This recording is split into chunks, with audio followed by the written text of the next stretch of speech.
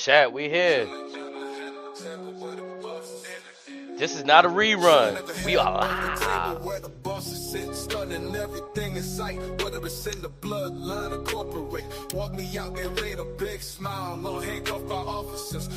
Hold on, wait. Oof. Off the hip. When I hear you do that, Raise, it just gets me hype. I hope it gets the crowd hype as well as we flow everybody into the arena. It's one of those, sound the alarm. We are here, we Yes. coming in hot. And with what happened this weekend, oh man. Oh yeah, like, We got that Scott Steiner fuse lit today. Fuse, Oh, ain't no yeah. fuse. Speaking of Scott Steiner, man, he was talking about he was giving out ring gear on. I was trying to get all up in there. I was trying to come out here with the big Papa Pump, the chain, the oh man. Shout out Fanatic, shout out Deadby Shop. You know what it is? Got the DTA vest. But wrath of a I need that. I need that song, man. I felt like a match. You know what's good. Hell yeah, let's go, man. I appreciate the gear. I love some WWE gear. It's always right. You know what I'm saying? We need a Even got the promo Raw's code War for background Razor. in the back. WWE.com, WWE representatives.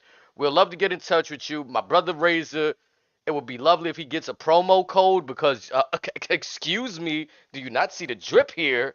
Like, let's Also, go. April 14th, the Raw Before Mania, I will be on some bullshit at the Golden One Center. So come one, come all. If you want to bring a sign, let me know. We will make it happen, Captain. Man, like you said, I it's been mean, an eventful weekend. it's been wild. Been a lot going on since the last time we've been on air, folks. I've had a lot going on. I took my family out on Friday to a whole nother state. We had some fun. I came back tired. The man took a much needed vacation, but he had to recharge the batteries. It happens sometimes. And You we're guys know back. there will be times where we will be going 24 hours if you let us. we, Just know it's with good reason because like today's episode today, in my opinion, wasn't a very good episode of Monday Night Raw, and we're still here because this is what we fucking love to do. We're gonna get into that though later. But again, But with episodes like this, it allows us time to focus on some of the other bullshit that we may not cover around the IWC. yes, More our fingers are recently, snapping. it appears this weekend our buddy Tony had a show in Australia. Mm. Now, again, despite all of the bullshit that took the internet by storm, for the most part, there were a lot more positives than I thought there would have been. I seen a positive that I think with all the negative coming out, I don't like to beat a dead horse. So if a promotion such as AEW is doing bad, all right, we know it's the bad. Can we at least get a little positive, like the good that came out of it? I seen reports that they sat 11,000 people in the venue, and I think that's more than any wrestling show that's been in Brisbane to date. Again, So it was a white hot crowd. It was a loaded crowd. Again, shout out to the fans for yeah, coming out and being a part of pro wrestling. and also with that being said, they were very lively for arguably a cult classic of our childhood, being Metalingus. Again, we all know Cope, or whatever you want to call him these days. He's earned the admiration and the adoration, the love, because we don't know how long he's gonna stick around. He may try to do a Ric Flair, Terry Funk, and Russell till he's 80. He may have a year or two left in the system, but whatever time that we have with him, again, let's just take it for what it is and just enjoy the good I'm for a what it bit is. confused. I'm a bit confused with like the older talent just a bit because it feels like the same things that we were crucifying like maybe just about 10 years ago, even Well, 5. I'm not talking inverse. I'm talking about in regards The to, reception. for example, look at Randy and all the international shows last year, especially in Yeah, no, yeah. France. Yeah, the reception was well. It's just like when I after I removed the reception, it's kind of like yeah. But again, he It's not, deserves that. He deserves that reception. Agreed. I'm not gonna take but away from your point. with that being said, it's not his fault. He's kind of in a shitty situation, Yeah, and and it's sad to like feel. I seen people joking around with it, when he was like, okay, we see Ricky Stark get announced, like he debuts on NXT, right? And then we almost immediately get announced Adam Copeland's gonna have words on a Well, that's been the thing with AEW for the last few years, honestly, because like yeah, something dramatic will pop off. You'll either have Copeland giving a rah rah speech, Dax giving a rah rah speech, Daniel Bryan, maybe Brian Danielson, yeah, Sting, Darby, and that's always been their running thing. Sometimes it worked the first couple of times, but then it essentially became the same speech just reworded a couple of times from the same folks. And if you think about it, there's kind of really no. This is some stuff you kind of have with the folks in the locker room. You don't just put your dirty laundry out there. yeah. And then But also it goes back to that moment where they had Copeland and Ricky Starks in the ring, and it seemed like something went wrong with that promo there. Like I thought it was great. I mean, me as a fan, it, I it, enjoyed it. The it, it, rebuttaling from both, like they both but came. it's obvious someone up top or in a position of power got booty tickled by how well it went for one particular person. Correct. So like again, we spoke about this a little bit off air before we came on the air, and it's something that I kind of want to dive into that we got this little time. It's a big topic in the community that I feel like people's been speaking about tribalism, or is the product itself good or shit on either end?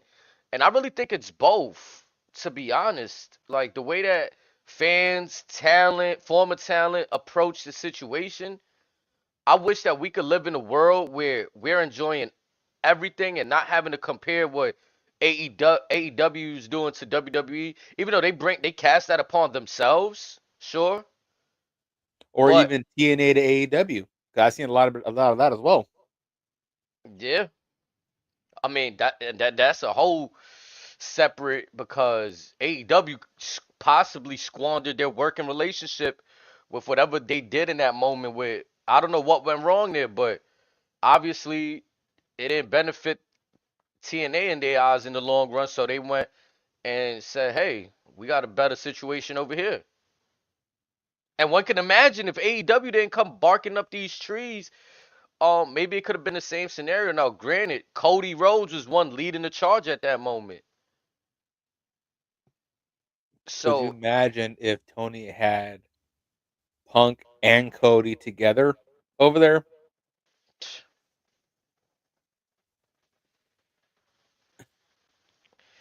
I mean, That the roster that AEW possessed in that moment in time when they were beating NXT, and it looked like they were just on that verge of even possibly beating a Monday Night Raw and SmackDown rating. Like literally, the only thing that was holding WWE together at that point was the Bloodline storyline because it's the most well, real. this was pre Bloodline. If you think about it, Yeah, and, yeah. and one could argue that the pandemic halted their progress again. Oh But again, yeah. WWE suffered from it too. Everyone suffered from that. It's just most everyone found their own way to essentially get out of it. But it's one of those: did you just fall into the shallow side of the water, or did you dig your way further into the deep end? You said about production. I was one of those faces in the Thunderdome era, and it was fun. That's just one of those things that WWE did differently from AEW. AEW chose to have their talent around, making it seem like Well, whatever I mean, and fans, NXT did as that's well. cool. Yeah, like that's cool. They did what they can. But WWE took it. We say NBA G League. NBA did that, and their bubble. They had the fans on the screens during that whole little bubble championship. Some soccer venues did the cardboard cutouts with the faces and all that. There was folks trying things, and while AEW, we make the excuse they got halted by the pandemic. To your point, WWE kept it going. They kept WrestleMania going. WrestleMania didn't miss a beat because of a pandemic. They kept 2 nights. It was awkward because it was different, but again, we didn't know what was going to happen in that time. And I'm gonna be honest, if I could be wrong here, somebody could fact check me. I think the pandemic bred the 2 nights Yeah, of WrestleMania. yeah. So we've never seen 2 nights until Um, pandemic happened, if I'm not mistaken. I could be either wrong here. either that year or the year before. I think Russell Kingdom experimented with the 2 night idea, but it was either that year or the year prior, but still very close. And I kind But, of remember that but stuff too, because I was Japan was confused. Like, that was one of the first places I got that was getting shut down. yeah, so a lot of what we seeing in pro wrestling right now is, to me, self-inflicted. A little bit of fans, us fans, driving the narrative as to like, oh, if you superstars leave WWE and you go to AEW, we're gonna have your back. You're going to be very wealthy. But with that being said, if it's true, I mean, 200 to 300 grand starting off in WWE, that ain't half bad. Oh no. And I think it was Bully Ray. I was listening to somebody, it might have been even the Undertaker, make this point that WWE is literally paying you entry level to go in and work out with everything you need for your disposal. Yeah, like Coaches, talent, current talent, former talent, coaches. I mean, as like, long as you meet their basic requirements, they're essentially paying you pretty decent money to develop to you. earn your own your craft. The only caveat is Triple H would like you to do it within a year and a half to 3 years, preferably. And again, that goes to the hard work what we were speaking about earlier. Because You he's know what I'm saying? noticing, like he's seeing who's putting in the work, who's coming in early, who's staying late, who's getting those extra reps in, who's doing the extra days, who's training on their off days, who's picking so and so's brain. And some people just naturally got certain aspects. Like some people got the looks, some people got the charisma, some people might have the in ring, but Some to get have a the name value. the name, but to have it all come together as one, that can be very There's challenging. only a small handful of guys, men and women, WWE who have that complete package. Majority of them don't even have maybe half of that. They I just mean, hadn't been right place at the right time. I mean, again, we speak about things that's been happening. The first episode of LFG, just premiered over the weekend. Chap, that's something y'all want us to get into and break down too. I gotta go back and watch the episode, but once I do, if that's something you guys are interested in, just let us know. So We could according to Bully dive in. Ray, it's gonna that's the season's gonna be 15 episodes. Sounds good to me. I mean, I'm interested by the content again. For going into it, I thought this was like a tough enough competition. I'm thinking I'm Hey, gonna we see all thought people. that's what it was. It just seems like in-house competition, which is cool. But they're giving us people that's been around the performance center, some as recent as 1 week, according to the LFG, and some as long as a year, maybe more. I've seen Holyfield's son there. I was hyped to see him there. Elijah, I was like, Maxine Dupree's oh, boyfriend. yeah, brother looked like Carmelo Hayes a little bit. I'm not gonna lie. I was like, you get this man some braids, he might look like Carmelo. Like Carmelo, watch out now. Just saying. But it's a lot of cool, dope things happening. One of the things that I really wanted to talk about and pick your mind a little bit was the comments Bully Ray made over the having the 5 zeros over the 5 stars. I Yeah, don't really want to let's dissect like where he I mean, went with it because he feels how he feels. I kind of want to get into the whole Dave Meltzer stuff that we was talking about, how AEW listens, or it seems like they favor what he it's the his. gospel over there. Now I'm gonna Cause play think devil's about it. advocate. Yeah, I was think about it, like all the whole Christmas season, all we kept hearing was Meltzer has given Osprey the most 5-star matches ever given for anybody in a single calendar year. Whoop de fucking do. the Meltzer driver. It's one of their talents got a move named after the guy. The Observer Awards. How Yup. many we for those there's a list out there of There's the no way that 2024 Observer Dynamite was the Awards. best show. There's Dynamite was no way. the best show. Um, basically any match that Danielson had was match of the year. Uh, there's some other very interesting things in there, but Now, what I'm he did say that the learning tree was I think the worst gimmick. this is what I honestly feel about Meltzer and his opinions. Nobody should like. I'm not saying they just shouldn't care. It's his opinion. If he feels this match was a 5-star match, maybe in his eyes it fucking was. Or even if he want to troll the situation and not give somebody what he feel, that doesn't mean that the whole wrestling community feels that that match wasn't a 5-star match. And And that's what makes for the perfect conversations. and that's what cracked me up about the infamous rebuttal with Meltzer. Kurt Angle's never had a 5-star match. An individual that many of us look at as one of the, if not the best of his generation, respectively. A man that Mm, could literally do it all. Shawn Michaels, Undertaker, too. I think it was at 27, 28 when he had the all white gear. right. That was supposedly WWE's greatest match of all time. That wasn't a 5-star match. The triple threat TLC I mentioned was 4.5. Yeah, And that match right there, I mean, as a kid, that I that was remember, that's one of the flagship like litmus tests for a ladder match for multi person. like, yeah, I mean, that is so many moments from Jeff Hardy just hanging off of the thing, getting speared, like the usage of the weapons in that match. It was a lot going on. Like, as a kid, I remember growing up wanting to be a tag team wrestler because of them. And they made it cool. They made it fun.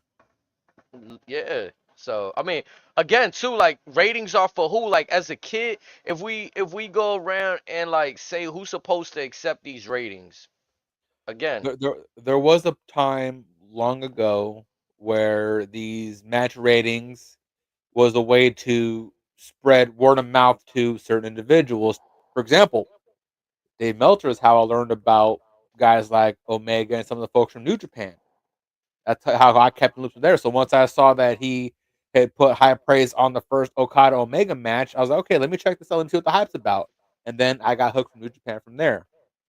and that's what I'm glad you mentioned that because that's what I use Meltzer for. That's what I use PWI for, as a gateway to learn about other things that What's WWE popping in didn't Japan? highlight. What's popping in the UK? What's popping in Mexico?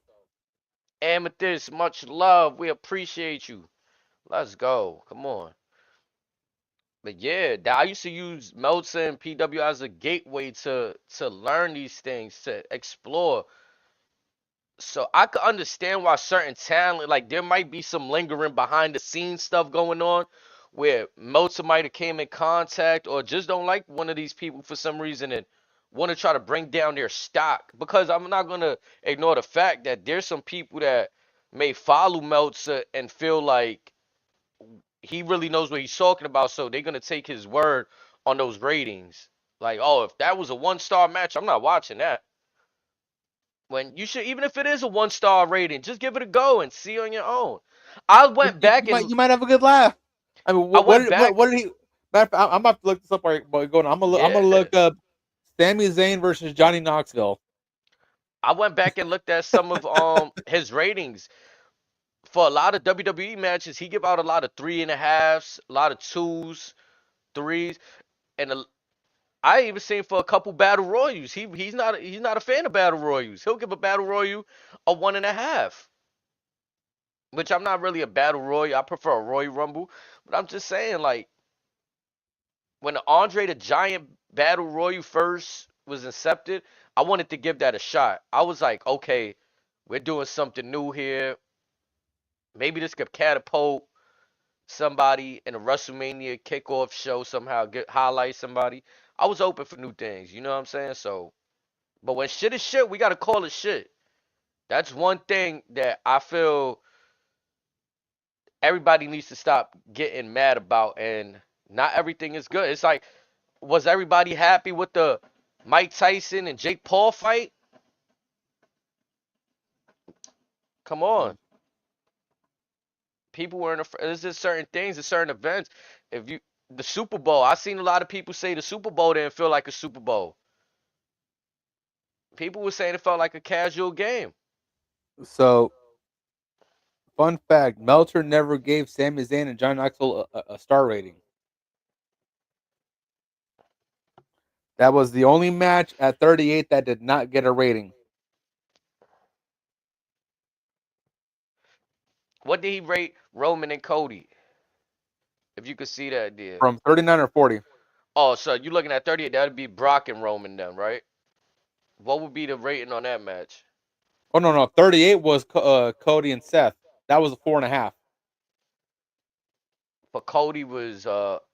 That, Yeah, debut match. Yeah. yeah, that was the return match. Yep. Another thing, he's like, I don't know what he's factoring into these ratings.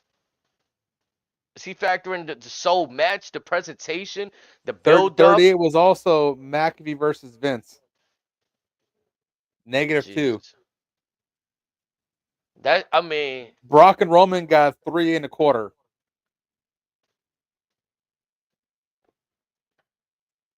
see, I feel like those are accurate though. Like that's not. Oh, I hate WWE, so I'm gonna just give them fuck numbers. Both of those was kind of like, oh, bro, we got to see Roman and Brock again, and then the Vince and Pat shit was like, damn, Vince, you really doing this shit? For night 2, the top match was Arcade Bros, Street Profits, and Alpha Academy.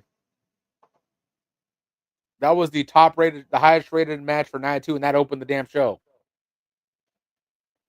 And that was at 38. Uh huh. I'm gonna be honest, 38 was that's still when Vince was in Correct. powers. So I feel like 38 had a weird feel to me. The only thing I really remember from 38 was Kevin Owens and Stone Cold really, and knowing that it was Brock and Roman's last showdown. Charlotte and Ronda got 2. We also had Ray and Dominic versus Miz and Logan Paul. That got 3.5. Becky and Bianca got 4.5 out of Meltzer. It's not bad. I mean, not bad. Like those aren't hateful numbers. Hateful numbers would have been one across the board, twos across the board. And I mean, maybe does he have an expectancy? It's kind of like when we look at certain players. We know that LeBron James can drop 40 points, but when he goes in there and drops 12 points, is that a five-star performance? I'm just saying. I'm not trying to defend Meltzer here, but what I'm trying to say is kill the sensitivity here. Okay, 1 star, so what? You complaining about it getting that man name out there more, in my opinion. Like, that's all I hear. I hear Meltzer's name more than I hear the fucking talent's name sometimes. Like, he does a great job at keeping himself relevant within the wrestling world more than the talent themselves sometimes. He Now, he he gave Cody beating Roman in Bloodline Rules 4.75. so, I mean, he likes who he likes. He's probably a Cody guy. Logan Paul beating KO and Randy got 4.25.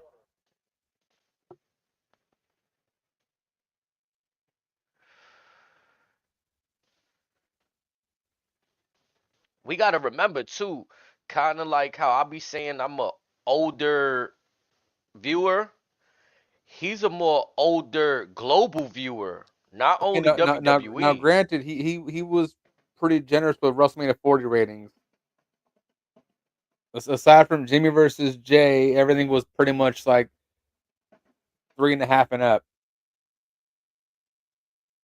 I feel like for me to personally give something 5 stars in this day and age, the moment has to rise. Kind of like Austin and Bret Hart did. Kind of like, I don't want to say Hogan and Rock was a 5 star match, but it had 5 star presence to it. It had a 5 star aura. Rock and Austin at 17. Mention Undertaker and Shawn.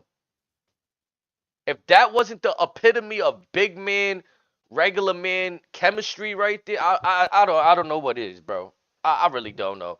That's what you want out of your big man and your AJ Styles of this like, you know what I'm saying? Mm-hmm. It's- It's Now, fascinating.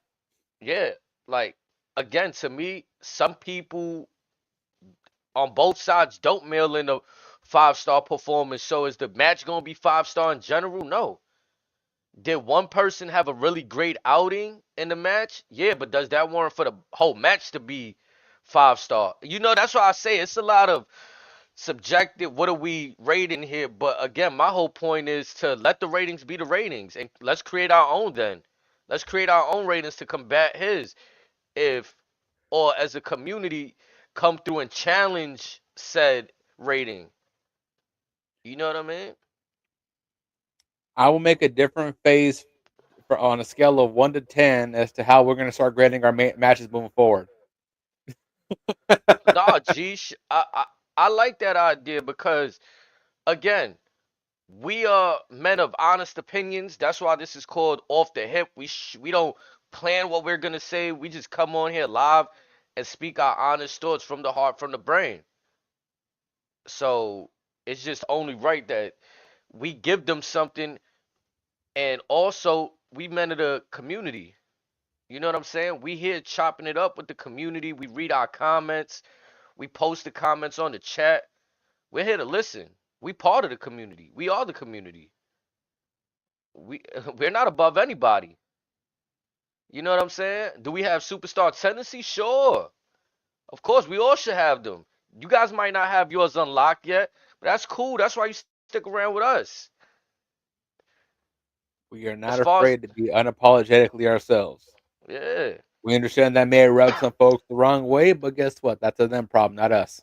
yeah, and you can't keep everybody happy. That's one thing I learned. You can't keep everybody happy. If I feel like if I watched the Doink the Clown match and was legit entertained, somebody's gonna call me crazy. If I enjoy Santino Marella busting out the Cobra, Somebody's gonna be like, "You're wild." Like, okay, it's funny. Do I think do Doink and Santino should be heavyweight champions? No. Do they have a place on wrestling? Yes. Too Cool hitting the electric slide. I know Like, we all want to pair them yellow Oakleys back in the day. bro, when Too Cool and Keish used to do the dance, I used to sit there and I used to do my little shit with them. Like, man, this is what I'm saying. It's wrestling is so cool that it's so broad that you could do so much things. It's kind of like I was listening. Shout out to the Speakeasy podcast. I was listening to Mia Yim on there, and she said prior to her coming into TNA, she was on the Indies doing like comedic wrestling, Hmm. and that was her lane. And even her, she says she's still finding herself right now as a character. You know what I'm saying? And that's dope to see that you continuing to grind. You're not content with just playing the same old. You looking to keep evolving, doing what you do. That's why she's in the spot she's in right now, competing for championships Well, like I on say, SmackDown. the minute you stop learning is the minute you're shit out of luck.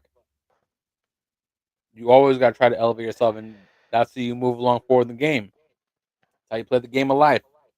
You got to be Shit, I better than mean, the person you were yesterday. even Brock Lesnar, there's stories how he don't like people, but a lot of the OGs will tell you he loves the business. Hmm. He loves the business. He know what If he's he's if doing. he's a private man, again, that's his business. That's his business. Or again, maybe he just enjoys stuff that you don't. For example, he's an avid hunter. Yeah, and like going back to the AEW thing shows a lot in the business where Tony Khan can't be the only one running things there. I'm pretty sure there's a WWE department where Triple H doesn't have to be in charge of the ring getting flown out, the elimination chain. Like there's a team for that. Like if Tony Khan is really the only man in charge of everything, brother, save yourself the headache, bro. And Oh, before we went on air, we talked about our rah rah speeches, right? yeah. Guess who gave the rah rah speech on Twitter for the ring incident? Who was it? Our boy QT Marshall.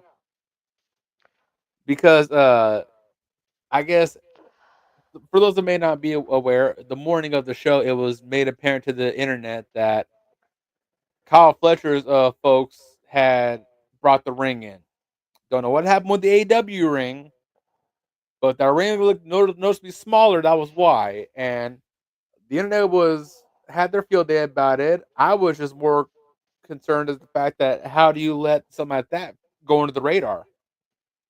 that's not very good business. I mean, And you wouldn't insanity. see WWE do something like that. Um, the times where TNA went overseas, that wasn't really the case. If anything, you heard folks trying to steal the Elimination Chamber from last year. Or Yeah, what was it a few years ago? They tried to yeah, steal Pirates their were gonna damn. get it. Yeah, they tried to steal the damn thing. Yeah, Like, so I mean, incredible. I get it. The shipping was probably expensive, but hey, Tony, the money you got from Max, that's where that money should go to. Not who you're gonna sign next. You don't need nobody else. Mm. Work with what you got. You have talent there. Somehow you still have talent there. And again, I feel like it's a weird situation over there because there's times where I watch the programming and I legit say, hey, this is better than what I watched from them the week before. Yeah. I could legit say that. But then they take a step back in the same breath. It's just like, whoa, how the fuck do One you segment or manage? you may see something okay. The something's promising, and then you go to commercial, you come back, and it's like you said, they're taking 10 cents back. It's like, well, what the fuck? And I'm gonna be honest too. I feel like with AEW on this weird downhill, it's not even so much weird. I'm gonna just say it's just downhill. WWE is now on they chilling. They don't feel the competition. There's TNA is no longer a factor. no one is a threat to them. They chilling right now. They That's they how got I the feel. they got the $5 billion bag locked in. Netflix is gonna give them a few more billion once the SmackDown, USA right? deal and the Peacock deals end. So again, they got money on the way. Ain't no one on their level remotely close. All these sponsorships coming in. Yeah, as long as no one does anything stupid, the money's gonna keep coming in. And now, as we learned, they don't care about marijuana anymore. I know Randy's probably going, I want my reimbursement on them damn fines. Good on them. But it's And still like, it shouldn't be because in my opinion, not just because I smoke, but because I used to have a medical marijuana card as well. That is a form of treatment. And hey, I would rather my superstars on some green than on the pills and stuff and other forms of, you know what I'm saying, subscriptions from the doctors or prescriptions, I should say. You know what I'm saying? So yes, I'm with it, but but then again, with them, barring anything stupid like, God forbid, another Benoit situation, a Snuka situation, another Vince situation, barring shit like that, money's guaranteed to be coming in always. oh yeah. And that's what I'm And afraid of with WWE because the programming on Netflix just hasn't hit. I've been seeing things, and I'm not one to just go with what I see on Twitter, but it kind of leaves me okay. This is what the internet is feeling. Not because there's a lot of people that may watch the product that they aren't taking their feelings to the internet. They might just be sitting home with them, right? They don't go or, out on or, Twitter. or also there's a chunk of folks that see they're going to Netflix that are going, I'm paying for no share already. Why should I give Netflix another $20? Honestly, I'm gonna be honest. That's the conversation I was having today with my wifey. I was like, well, how these episodes go? I mean, maybe I could catch this somewhere else. You gonna see it on Twitter that night. You gonna see it on YouTube a couple hours later. At least the highlights or shit. Just check Twitter and Instagram. You'll get Yeah, minute to minute updates. minute to minute, the main key portions of the show, even the little Or sneak things I tap miss. into Bleacher Report. Tap into ESPN. Yeah, there's so many people covering it that right now, honestly, I thought I was gonna be blown away by the presentation on Netflix. And I was literally gonna tweet today, SmackDown with the sign greater than Raw. I was gonna do it. I don't know why I didn't. I think I was just still watching the show. But I have my Twitter open, ready to write it. But even SmackDown last couple weeks, they've kind of been on a little iffy. Oh yeah, last SmackDown, they definitely we didn't get to come out here and talk about it, but That they was a had a weird weird one. shift. Yeah, they had a weird shift on the gas, no brakes. They hit a little brake on us. That might have been the only saving grace on that show. Yeah, a little speed bump on it. I mean, again, these shows been feeling kind of random. Like, I guess let's get into tonight's Monday Night Raw recap. Then, like, they started off with the Sami Zayn coming out addressing the attacks from Kevin Owens. Usually, this is why I text you earlier. The formatting, the first 15 minutes of the show historically been someone cuts a promo setting up for the main event. This But setup this one, for this uh was a chore to watch. Now, yes. again, one of the biggest takeaways for me was, now you've heard me say this before, the attention to detail. Yes, Samuel was saying, "Oh, my neck's so sore," whatever. Where's your goddamn neck brace? Suddenly, you're like Cody Rhodes. You got the John Cena DNA in you too. It's the little things. No, it And really again, is. and It again, to is. sell the neck pain, if you're to sell neck injury, it would hurt to get loud. It would physically hurt you if you get loud. I've had neck injuries before. So again, just the little things. You'll be more stiff. Yeah, I mean, it's a lot that plays into that. I wasn't happy with this at all, bro. And I'm gonna tell you why. First 15 minutes, and then when we get the actual first match of the night, within probably like a minute or two into the match, we get a commercial break. Why is that a problem for me? This is supposed to be. Can I enjoy? Let's bigging up the moment. AJ Styles' first match on Monday Night Raw in In a two thousand years. days. The first thing we're gonna do is go to commercial. Honestly, that killed my vibe. Now, what would have been a beautiful start is Mac being Kohler talk and whatever. Then they pan to that backstage area. You see the NASCAR whipping in the parking lot, whatever. Then you see AJ pop out, like you would do with the Jey Uso. You cue the music or whatever, get the crowd jumping. AJ's back. That would have got the crowd going because the match wasn't half bad. The match actually was actually very The good. match was good. You could start with that, and then again, at this point, if you start with music, it's a long. I'm assuming it's a long way from the parking lot to the ring. So you could have did a little short pan to the Judgment Day. You could have done a condensed version of what we saw to that segment. It would have been just fine.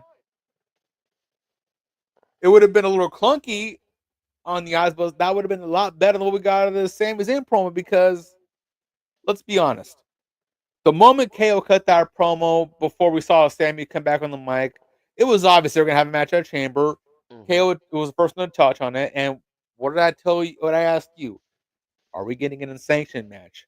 Yes. Lo and behold, Hmm. tonight, in probably the most anticlimactic way possible, Adam Pierce.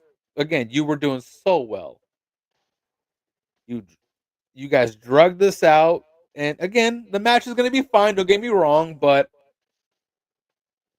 again, the way you set the table, it's like we knew this was going to happen. This But could have served as a you backstage cut so promo. many corners. It's like you took out the meat and potatoes, and you left the bitch in the freezer, and then you took the freezer and said, "All right, here you go." Yeah, this could have served as a backstage promo. Honestly, I don't even want to take it this far. Sami Zayn could have said some shit on Twitter, on X, and Adam Pearce could have made the match there. I mean, that's how You know what I would have preferred? uninterested. Hmm. Something that they almost I don't think they've ever done. Okay, I could be wrong, but to my knowledge, I don't think they've ever done something like this. Say it's a backstage segment with Pierce. He's talking about some random stuff. He gets a call and he puts on a speaker, and it's Sami Zayn. And then we get that back and forth that they had. And then instead of Sammy getting loud with Pierce, he's in so much pain. He tells him, "Well, what you're telling me is if I end his career, it's not my fault. If I drop on his head, it's not my fault.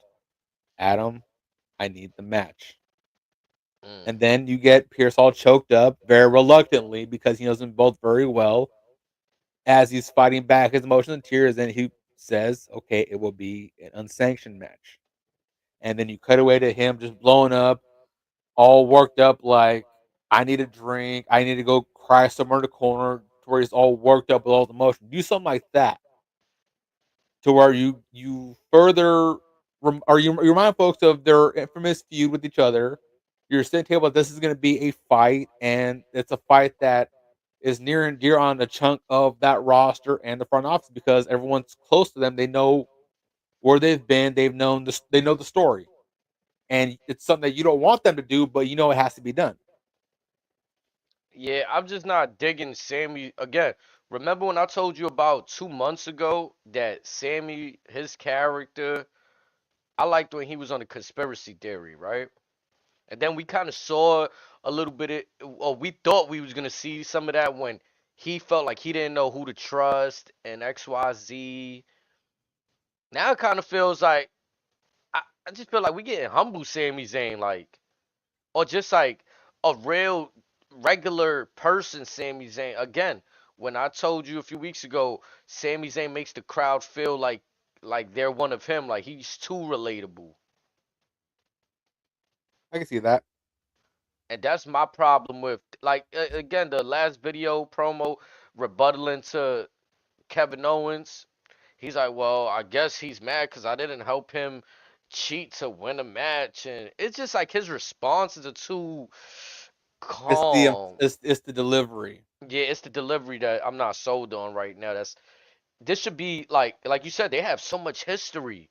Why do I feel like This I don't care? there is no reason why. I get it. They're trying to have this match energy that Punk and Drew had. I get that.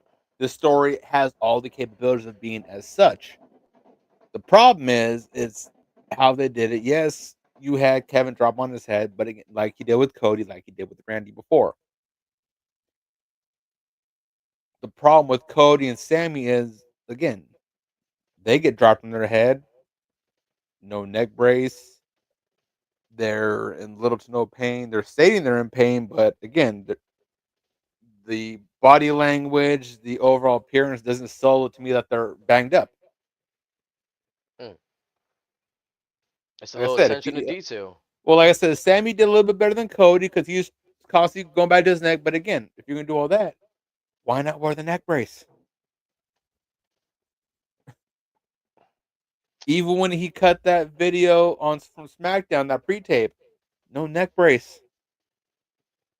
I just felt Sammy like sound it's Sammy bizarre. sounded like he was more in pain, but I don't understand why Sammy didn't have that tone and inflection in his voice in this promo. It's all of that. I just feel like the promo didn't hit. This is Netflix. This is the time for us to be doing exciting shit. More like what you mentioned, how they should open the show.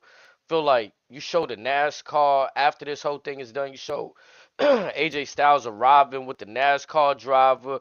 Like that's your chance to incorporate and make that moment more fun and bigger. Real quick, how beautiful is that belt that homeboy got? That's the same WrestleMania belt they've been passing around. That That's the gold same gold. one. It look the strap looked different Yeah. to me. It do look a little different. It said WrestleMania. I don't know if they revamped it, but that was that gold one they was all passing Yeah, around before. the strap looked different, but again, that's a beautiful belt, Hmm. and especially the image where homeboy had his back to back Daytona 500 rings with the championship. That was a cold image. Again, right? Like you could have put more emphasis on. Look, we have a champion here. WrestleMania season. He's holding the championship. WrestleMania says it on the belt. Like, nah. Pat was Instead, trying his heart out to get that point across. He was trying. I give it to. Cause I felt like it hit me. I caught it. I was okay. Maybe that's what I'm saying. Why is this not the highlight instead of this Sami Zayn stuff, bro? Like we not I don't know. Maybe there's a bracket of people clamoring for this version of. I'm not saying I don't want to see Sammy and Kevin at all. I'm just saying these versions of them. I don't and, care for right now in the match. I don't. and again, to be once again to beat a dead horse, most everybody knows how special this matchup is and could be. It easily could be up here. They're set the chambers in what next weekend or 2 weeks. I believe 2 weeks. It's the bar's already down here, and it should be up here easily. We should be excited the fact that this could likely be. or this is if it's gonna be in a section, this is gonna be after the men's chamber match, which I assume would be the main event. So we're talking about Sammy KO main eventing in Canada. That's what we should be talking about, but we're not, Mm, and that's a damn shame. mm.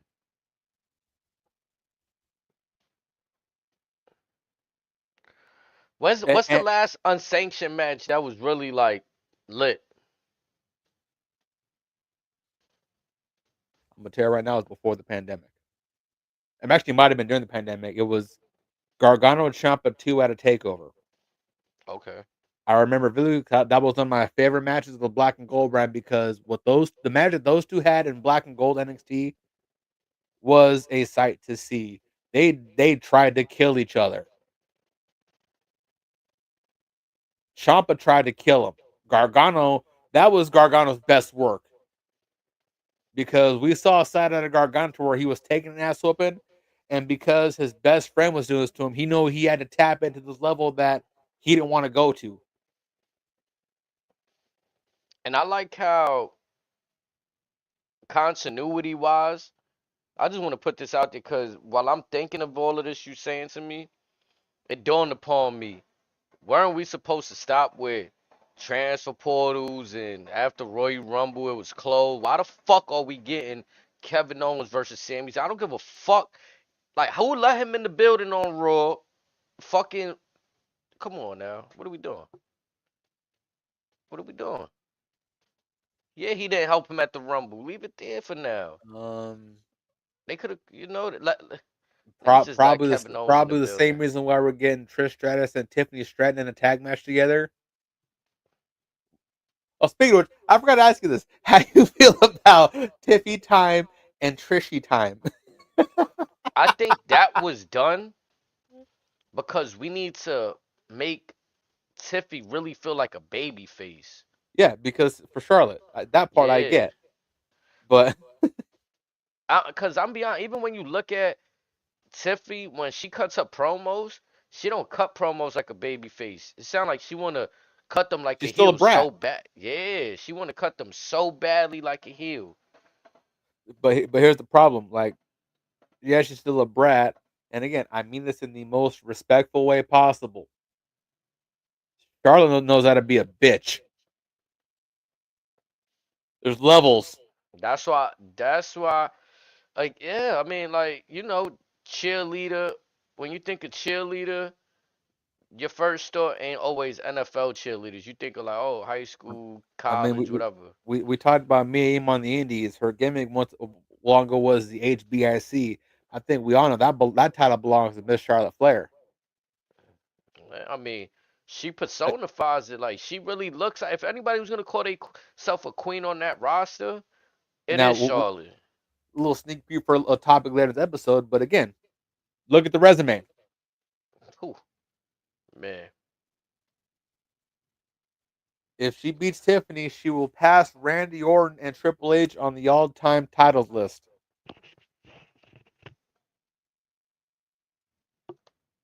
I mean, I always make the argument for her. Aside from a Randy Orton, I've never really seen the actual offspring of one of these wrestlers really go take it. I mean, maybe The Rock, but I wasn't really watching his father Peter Maivia like that. Like, I mean Rocky Johnson. You know what I'm saying? Or his grandfather to really know what they was doing. Like, it's like we was able to watch Ric Flair. We knew what Ric Flair could do, and to see his daughter come out and do it, it's like wow. It's almost like how we seeing Rey Mysterio and Dominic. We seen Dom as a kid, and we're like, wow, he really, 20-year veteran. yeah. But on that note, I mean, aside from Charlotte, there's never been like a family pairing that's think about it, between the two of them, 30 championships, Greatness and greatness, right? Like, wow, it's hard to follow that. 30 times at the top of the mountain, at least between the two of them. Like with all due respect to Ava, it's hard for her to follow the Rock. Or look at that whole family. It's hard to now follow Roman Reigns. It's hard to follow the Usos as I'll, tag I'll, team. I'll say, as far as if the Usos have a tag team that come into this business, you got to top your dads. Yeah. Second all time on title reigns, longest overall title reign. And your grandfather, right? Because now it was one thing when Jay and Jimmy had to live up to Rikish. Now their offspring's got to live up to them and Rikish Let's not forget and the Rosie, other elders. Rosie, former tag team champion, Yokozuna, former champion, The Rock, former champion, Umaga, former champion. Is what I'm saying. Like it's hard to like. That's why I give it to the kid. People be thinking, oh, the kids is gonna just come into the business, and and then when I hear a lot of the stories of these talents that are contracted and they be like, nah, my parents told me to do something else. Go play football. Go do this. But when, nah, I mean, just know wrestling is still here, but we want you to do other stuff. So it's like, Look at you can't, The Steiner kids. yeah, bro, people can't just say, oh, yeah, it's an alley oop because, I mean, part of it is like a little foot in the door. The other part is the hard work, bro. That's the hard work. Hopefully, look what we'll see out of Elijah Holyfield. Hmm. His pops is one of the greatest boxers of all time. Of all time. Of all time. In the last great heavyweight division, Murderers Row. Like, it's dope to see too when the family just breeds greatness, whatever it is they doing, but it's the same line of business or something else. You know what I'm saying? Like for example, with the Holyfield stuff, he said his pops was happy to see him go in a whole different lane because we know that Paving his that own way. boxing lane, yeah, like let's say he could potentially make more money with WWE than having to go through the boxing rounds. Or think about it. How many would he be stuck in the amateurs, or Right, would they feed him to the wolves and he ain't making no money? right. Cause even Mayweather Jr., right? There was a Mayweather Senior. Hmm. Like, You have a grandson of Muhammad Ali that's still doing that just turned pro recently. mm, Imagine the weight on that young man's shoulders. Layla was related, right? Layla was the daughter, Yeah, she was cooking, so imagine she had to put on like, and she put on. Or look at the NBA. Imagine the pressure on Bronny's shoulders, oh yeah, that pressure's real, cause like that's another great example of like what I'm saying. and he's in the thick Just of it right now. If you think about it, yeah, just cause he's LeBron's son, he might bust my he well not might he definitely gonna bust a person like my ass that don't play. But he not he having an easy time with the pros. It's still a transition, like still hard work. And there's certain things that like it just falls in line for you timing. Like when it was Charlotte's time, I really felt like it was her time. Like that stretch of her winning, she was on top, while all these other girls and was finding again, themselves. and that's my point. With the exception of maybe a select few who was on her level. And then I hate to do the Paige was body thing, injured. but Nikki Bella was in between injuries. Uh, Bailey, Charlotte, and Becky were on another show for the most part. nah, she seemed like at that time she seemed like the legit only athletic person on the roster. Like you either have really strong females or really short females that might have did cheerleading or something. They could have been athletic, but like for like having height, she had height to take on whoever. Didn't matter. We seen her in the ring with Nia Jax. It got ugly, but they was in there. You know what I'm Made Ronda saying? Rousey a star. Oh, and she whooped on Ronda Rousey. Kendo stick first time in there. Whack out, pow, hold it down. I'm just saying that one SmackDown with them two and Becky and bust out the windows of the cop cars. That's one of my favorite SmackDown moments of the last 10 years. That was yeah, that was yeah. So I mean, like a lot of these. females they could work, but like you said, that crown right there in the females division, Charlotte. That's why it's tough when I'm looking at these two WrestleMania matchups. Like I could see one, both we having two happy story endings this year. Maybe potentially three. Like we hold on, we asking WrestleMania, we asking WWE to give us Jay walking out as champion, Cena beating Cody, and Tiffany Stratton beating Charlotte. Fuck, that's a lot of happy shit going on, bro. That's a lot of happy shit going on this WrestleMania season, I'm telling you. Also, hold on, hold the phone. Are we assuming Rhea walks out? Maybe some heartbreak there. Like it's an interesting WrestleMania season we're walking into. You know, again, I text you this offline. I was like, yo, damn. I looked at the WrestleMania kickoff conference from last year. That shit happened February 8th. Yeah, the slap heard around the world. It's February 17th right now.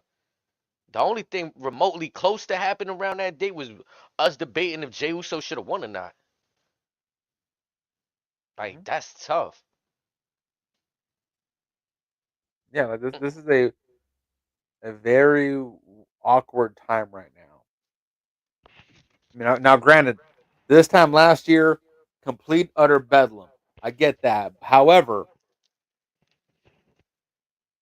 it was an exciting time. This is doesn't even have a pulse. I feel like last year, bro, I'm gonna be real. Aside from Jey Uso right now, and maybe Tiffany and Charlotte, does WrestleMania have a physical pulse right now? I say no. It's gonna be a collection of what it is. It's in Vegas, and I feel like in Las Also, Vegas, real quick, it's a spectacle. what if the winner of the men's chamber isn't Cena or Punk? I was thinking like, who was I thinking the other day? I was thinking like, what if either Seth Rollins could win all the way? Or Like, I'm more on your thing. What if it's Logan Paul? I was Can thinking you him can too, you but imagine? If that happens, I'm telling you right now, Cody is nowhere near that main event scene. I would be surprised because the internet would despise it because it's not Punk or Cena. What if it's Priest? so I got Priest and like them reports. For some reason, I feel like they're gonna fall through. I think Priest and Drew gonna do something in that chamber that's gonna lead them into their little WrestleMania match. Unfortunately, and then I hate to admit it because you kind of called it, and I said who would want to see it, but Punk and Logan Paul. I think their moment was more fueled on There's that. something there, Yeah, there's they shit was fueled that Monday Night Raw when Logan came out while CM Punk was doing that promo. or let's go to the Friday before the Rumble where Punk tells KO, "I never lost to Logan Paul, who eliminated Punk at the Rumble." Logan Paul setting up seeds. And it's like at first I didn't want to see it because I really don't want to see it. But now that they're in a chamber together, bro, There could be something special there. the writing's on the wall. It's either they're gonna go Cena and Logan Paul, something we've spoke about months ago, and we seen in the Rumble who threw out Logan Paul. Cena. Okay, now So we kind of there feel like there there Logan's. there, there is another alternative that I've seen on the internet this weekend, and I'm kind of torn by it. What if it's Cena, Punk, Cody, triple threat?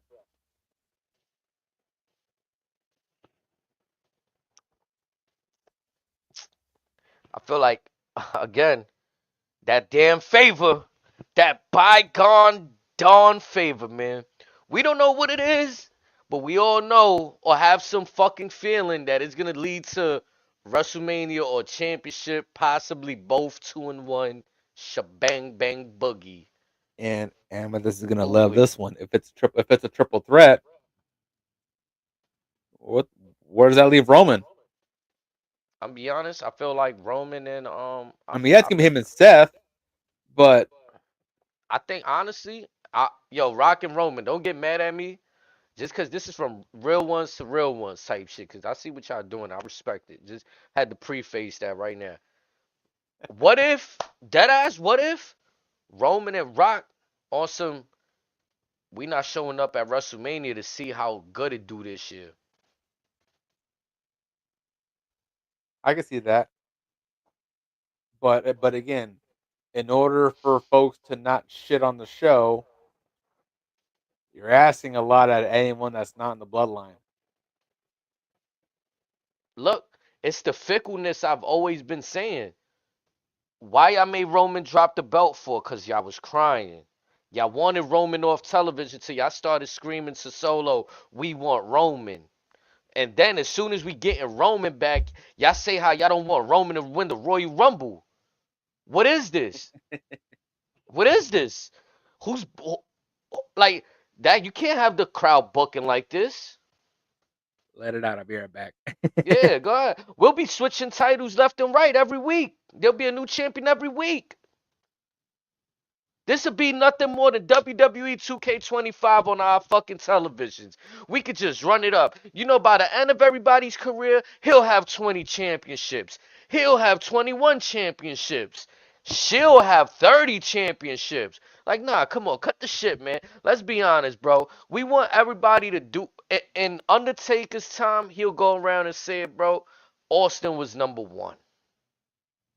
Who didn't matter who was number two. It mattered who was number three. It only mattered who was number one after Austin left. Maybe The Rock for a few years. Undertaker still had to wait. You know what I'm saying? Like, come on. There's a process. There's building. There's a way that things are seen. And when I say seen, I mean they way to see it through. There's ways that things are seen. You know what I mean? Like, you can't just come out here, cry for one person. I want Akira Tozawa to win the Intercontinental Championship. And then what? And then fucking what? Why does he have to pass Hogan? Right? Like, you just wanted him to win, right? And now it's why he gotta pass Hogan. Why he gotta pass the honky tonk man? Why hold on? Why Gunther's reign gotta end at 666 days? Like, come on, like You what gonna is make me say it, huh? bro, I just don't know what the fuck the people want. I Why did don't. Otis have to get fucked in 2019? That was ridiculous. I'm Ah, gonna that. die on that hill. And you know what I hate about that era? That it was under a different regime. So I'm doing my Yeah, best to not hold. I'm looking at like I don't want to nitpick at everything now, but but I but gotta like live with what's now right now. but like Like I've been saying, the current man in charge learned from that regime. He love it or accept it or not, he's got some of those habits. It's unfortunate, but it is what it is. it definitely feel that way, and it's hard to like. I mean, it's hard to not think that way when the person that you learn from or you did business with, you're not gonna have some of their tendencies. That's just hard. Like even I mean it was more done purposely with Kobe and Jordan, but like even some of these players that worked out with Kobe, the newer ones, Jason Tatum, and you might not see them do his moves as much, but they got that Mamba mentality. It's all up here. They picked it up. You might not see the physical things being done, but the up here, it's in there. You know what I'm saying? So it's a little like the folks might not directly see it, but when you've been watching this product long enough and you like, I've seen this before. Like, I don't know. And it's something extra when the exact precise moment that they are reenacting just comes in your head, like when it happened, who was involved. I mean, look, Vince is far removed. We still switching people's names when they come over for trademark purposes. Some get to keep their names, some don't. Some, Some it's guy tweet like, the name, yeah, marketing but purposes, whatever the fuck the purposes are. at least Some some of these selected names aren't as bad as what we've seen in years past. I'm surprised, like, Braun Breaker got hit, I guess, because it's not that bad of a name. But even when he popped up on the scene, it was kind of like, yo, why y'all just ain't let him rock with the Steiner name? Like, y'all got the Steiners in the fucking video games. Like, what We type of we weird know who he's business? related to. Yeah, what type of weird business you doing here? Like, it's kind of like y'all was trying to hide the fact. Like, uh, but now it's too late to change it. He's already who he is. Hmm. Or the Walter into Gunther shit. See, like, my first name is actually Gunther's old ring name. So I used to find it funny rooting for the guy. Like, it's kind of saying my own name out there. You know what I'm saying? All right, Joe And Hendry. Say his name when he appears. so, like, when they changed Gunther's name, I was like, damn, why y'all do him like that? Like, but again, that was under a different regime. If I'm And, talking now, and with that particular name change, there's supposed to be a last name till Vince didn't do his research on the historical significance of the name he has selected. yeah, I peeped that. I peeped that some German shit going on. Some real bad German shit going Uh, on. Hitler shit going on. Crazy. uh, had this been the '80s, you might have got away with it. Yeah, we're in a Maybe even the different. '90s, you might have got away with it. We're in the most idiotic times, and what I'm about to say is ironic because like we're in the most idiotic times where the smart people can't even differentiate a story when they see one. Like Everything's a got to lot, be too literal. like too literal. Like just because they see actual live performers, a story can't be told. Let's just call it what it is. You gotta carefully curate what stories you putting out there. But yeah, we could go to the fucking movies and watch movies about anything. If you ever seen the movie Split, the dude kidnapped three girls. But Like, on the come on, tribe, bro. on the topic of tribalism, notice how they only have that critique on Mondays and Fridays. Yeah, cause the most outrageous shit happens on Wednesdays, and it's great. Yeah, We're giving out awards to fucking shit like that. And I'll be honest, how many hours is a dynamite? Is that shit 2 hours? One, if that's got 2 hours, Dynamite's 2 hours and Collision's 2 hours. I think. yeah, like I don't know. I've never really felt like I've been captivated by they 2 hours to say, yo, they 2 hours was better than SmackDown's. Maybe even on a bad night, I'm gonna be honest, because the reason why, as a casual wrestling fan, AEW still do a bad job at throwing people out there and familiarizing me with them. Like, I don't know who the fuck this dude is. I don't give a fuck if he from Japan, Mexico, Puerto Rico, where the fuck he's from. Give me some information on the fella. And in their mind, you're supposed to know if you're a real fan. Yeah, well, I'll guess I'll be a fake fan then. Fuck it. Like that's the games we play as community. You're not a real fan if you don't. Well, brother, I don't got as How do much you know who they? time. How do you know who they are? You don't Yeah, know who they're related to. yeah, like, brother, come on, brother. We like, what are we talking about here, bro? That's fandom at this point. That's real fandom, bro. We talking about like if I'm going on the Was the folks doing this when Chris Evans was cast as Captain America after playing dude from Fantastic Four? you feel me? And then did they cry about it when they just played around with it in the new Deadpool movie, or did they find it funny? Like. I mean, they weren't too happy when they found out that Robert Downey's gonna play Strange, or I mean I, wa- Doom.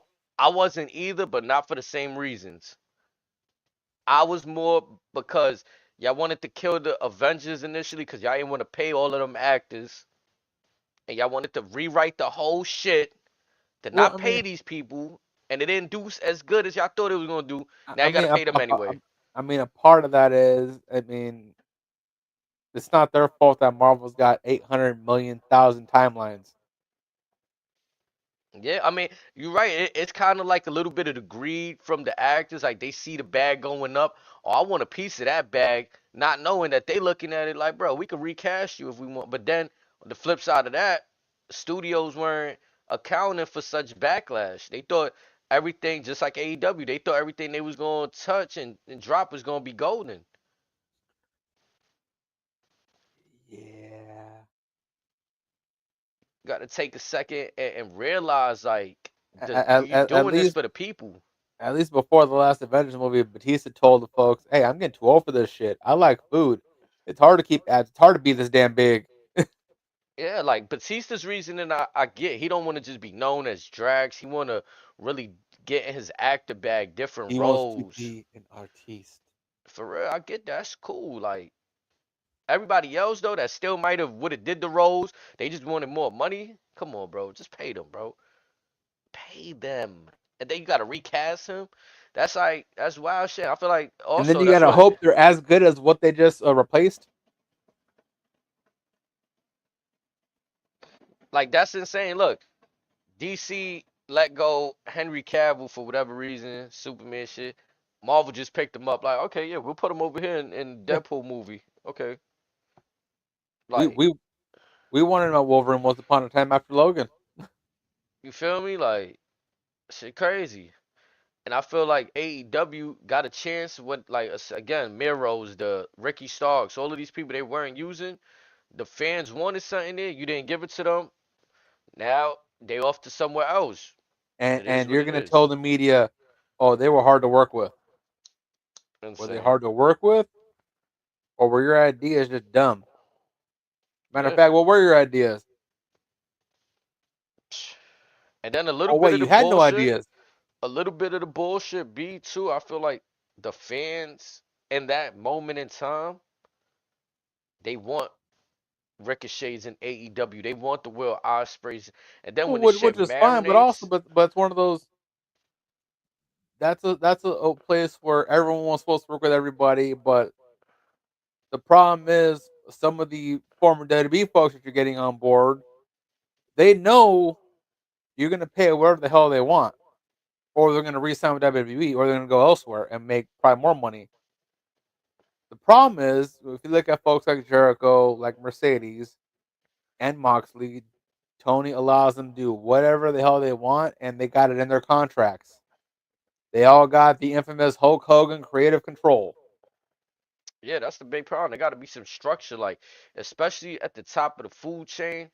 It's like even they had to scale back on letting LeBron control some of the teams. Like, you know what I mean? Pat Riley in Miami, he what? Yo, LeBron, you could leave them, bro.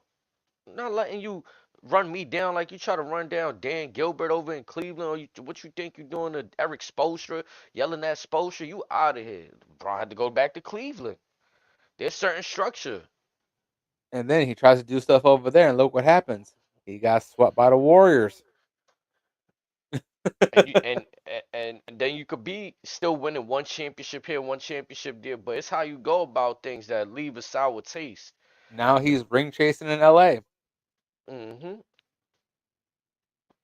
And even that ring, people don't even consider that one a real one, the bubble one. Yep. I don't consider it a ring, just like I don't consider the Dodgers one year. That wasn't a ring either. So it's like you have that. You know what I'm saying? So again, that's how I feel about the AEW shit. I've always felt that way. No disrespect. I guess it's disrespect, but I'm not trying to disrespect the talent directly. That heavyweight championship, you win that. That don't mean that that belt is more than the WWE heavyweight belt. It's a heavyweight belt. It shows you could be a champion of a company, a representative, but that doesn't mean to me when you go to WWE that they should count that as like a Where where historic one for them. where AEW fucked up is now again. I get it. They tried once upon a time they did try to work with their partners, but where they fucked up was where they try to make certain Ring of Honor secondary titles, the CMLL title, New Japan's titles, bigger than their own respective championships.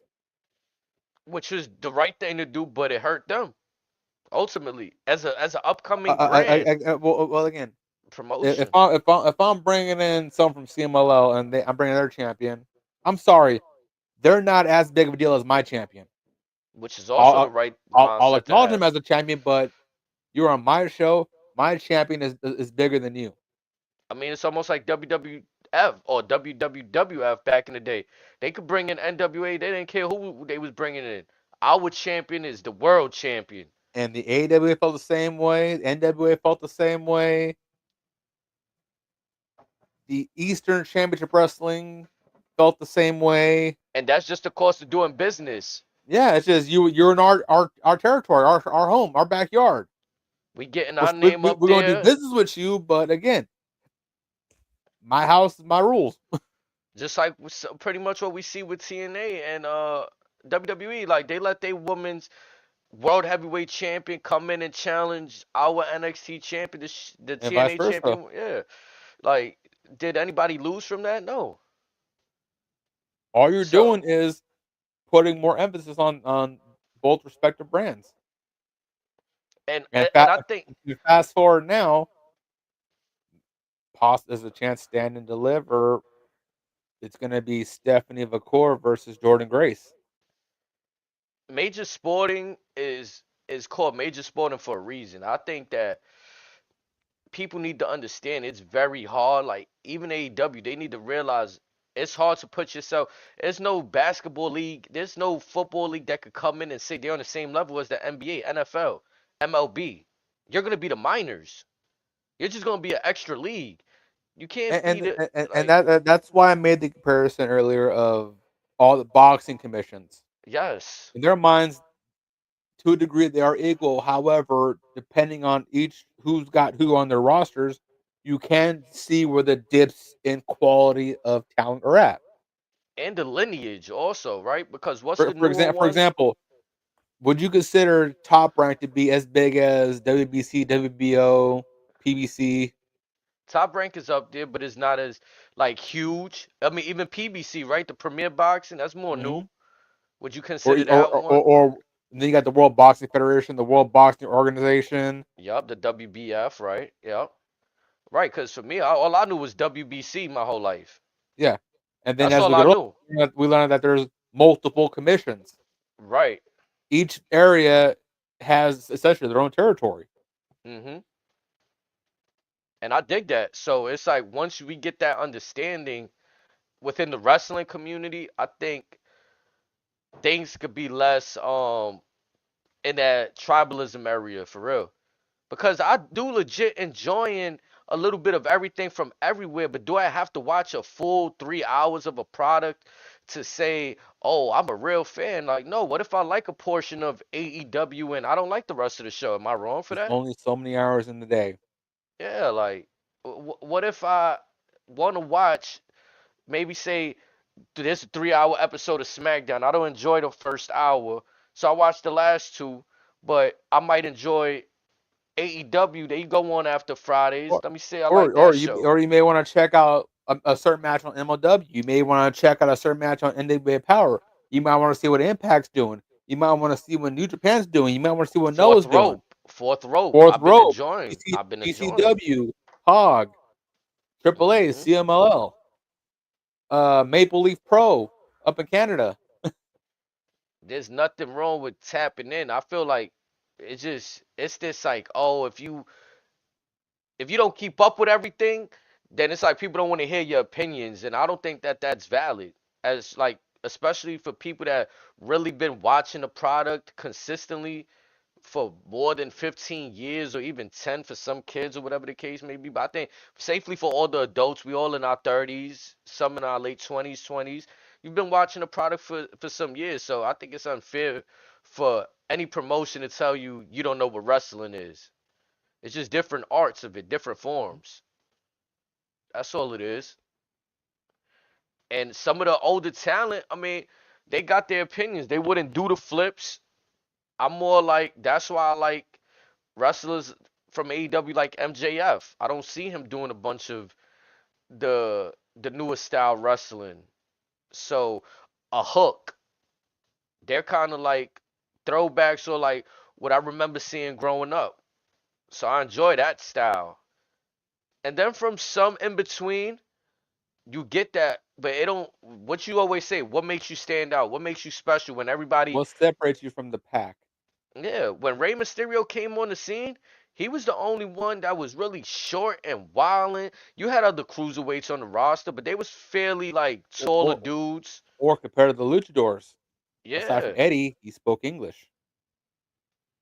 I mean, at WWF too, I don't even remember no, like what, S.A. Rios. with Lita. That's it. I don't remember nobody else over there, bro. Like, Yeah, they were on in WCW until in ECW until we got the Mexicools. feel me? Like, yeah, the diversity in WWE. I don't really remember like what they had. Takumi Shinuku, But but Funaki, and them but yeah, guys. yeah, Like, them you had Shane Hurricane Helms, you had Jamie Noble, you had Billy Kidman, you had Paul London, you had Kid Cash. That's a yeah, deep cut. man, that's definitely a deep one right there. I remember him. It's crazy because I named one of my wrestling characters after him too back in the day. Anything with the kid name, I was like, yeah, I got that. Kid Cash, Kid Or Crack. even in the early NWA and TNA days, in the X Division, you had AJ Styles, Christopher Daniels, Kazarian, Chris Sabin, Alex Shelley, Petey Williams, Eric Young, Hmm. Shark So Boy. it's like in that era, even back in the WWF era, if everybody was built like Shawn Michaels, if everybody was the best there was like Bret Hart, nobody would be like nobody was the bad guy like Razor. Everybody was dead ass special, bro. Like even now there's people like that, but there's like Yeah, few yeah, that you are had in. the Michaels, you had the Bretts, you had the 1, 2, 3 kids, but you also had the Razor Ramones, the Diesels, the Undertakers, the Yokozunas, the Papa Shangos, the Warriors, the Hogans, Yeah, man. Slaughter, Lex Duggan, Luger, Piper. Lex Piper Luger, wasn't a body guy. right, Jake Roberts, man. but Um, everyone, it, Kamala, but all everyone brought something completely different to the table. yes. Yes, some had Character. similarities, but everything was a character. Everything was a personality. I think Everything character is was an important. individual. I think character is important because it helps translate into the in-ring move sets that they do, the taunts. Sometimes when you have no character and you can go in the ring, you have flooded, you got the stamina, but there's no character. It's kind of like you just doing mad shit. You It's having like, a well, good match, they're but athletic too. yeah. Good example, Charlie Haas, Shelton Benjamin. It Hmm. took Charlie Haas a minute to find his rhythm when Shelton left. Equally as athletic, but again, Charlie Haas is struggling on SmackDown. Meanwhile, you have Shelton Benjamin beating Triple H in the main event of Raw The in gold an era where standard, Triple H was never taking L's. Brad. The gold standard right there. You had Chris Masters with the Matchlock Challenge putting everyone to sleep. Hmm. I mean, I even said it too. Like Kane is a hard character to replicate in this day and age. Mask on or mask off. How do you tell the story of Kane, of mankind? Like Yeah. they could be doable, but you got to take a real good talent that's gonna make you believe. They believe in it themselves.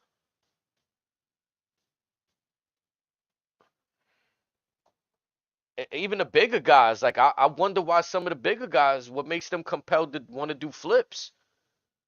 Or look at Great Khali, Viscera. And then you have the over athletic guys like a Bam Bam Bigelow, Vader was my guy, bro. Vader. Vader. Mm. And then fast forward now, you have It's Ivar, which is close. time. It's time. And then as far as the old character personalities, aside from or Orlando Jordan, how do you replicate a Gold Dust? Right. I mean, Sonny Kiss could have probably tried in AEW and just did a regular spiel, kind of like, I mean, right? How do I you mean, again? How do that's you what I'm saying. replicate There's no something on, personality. You just went out or, there as a regular person, like, kind of, or right? even Like, even on the regular person? How do you replicate someone that has the cadence of a Jake the Snake Roberts, the cadence of a Raven, thank you, thank you, who thank you. who is lyrically or vocally sound like a Roddy Piper? That's why Moxley, I don't know what's wrong with him, but I'm be honest, Dean Ambrose over Moxley, bro. I don't care about all that death match shit. I don't care how much you bled, bro. You gave a lot of heart and sweat and tears and blood into that business, but that's because you wanted to, bro. Ain't nobody asked that shit from And you, bro. here I'm gonna and be here, honest, bro. Ain't Moxley nobody asked that is shit, bro. a Like, great example because again, what he's doing right now It's in the ridiculous. States was working in Japan. The problem is, in Tony's mind, if it works in Japan, according to the fans are obligated to enjoy it here. Yeah. It's like, But here's the thing: like, there's let's see, in the current AEW roster, currently, presently, there's maybe four guys who could match that style that he was doing in New Japan that are on the physical payroll, and none of them are getting TV time. see, like, you know who gets it to me, bro? Bobby Lashley, MVP. Those Shelton two Benjamin. brothers, Shelton, I'm be honest, Shelton he gets it, but he's just kind of riding. He's great in the ring, but he don't got no personality with them. Like, Okay, I'm what sorry. about Christian Cage? Oh my, Christian Cage, bro. You see, these are veterans, bro. Though, like, I Again, hate to say, but here's the thing though. Like, but but they look at get it, MVP, bro. Lashley, and Christian as examples. They not only thrived in WWE, they thrived all over the Anywhere in the world. world, anything they touch, they're gonna be successful in, bro.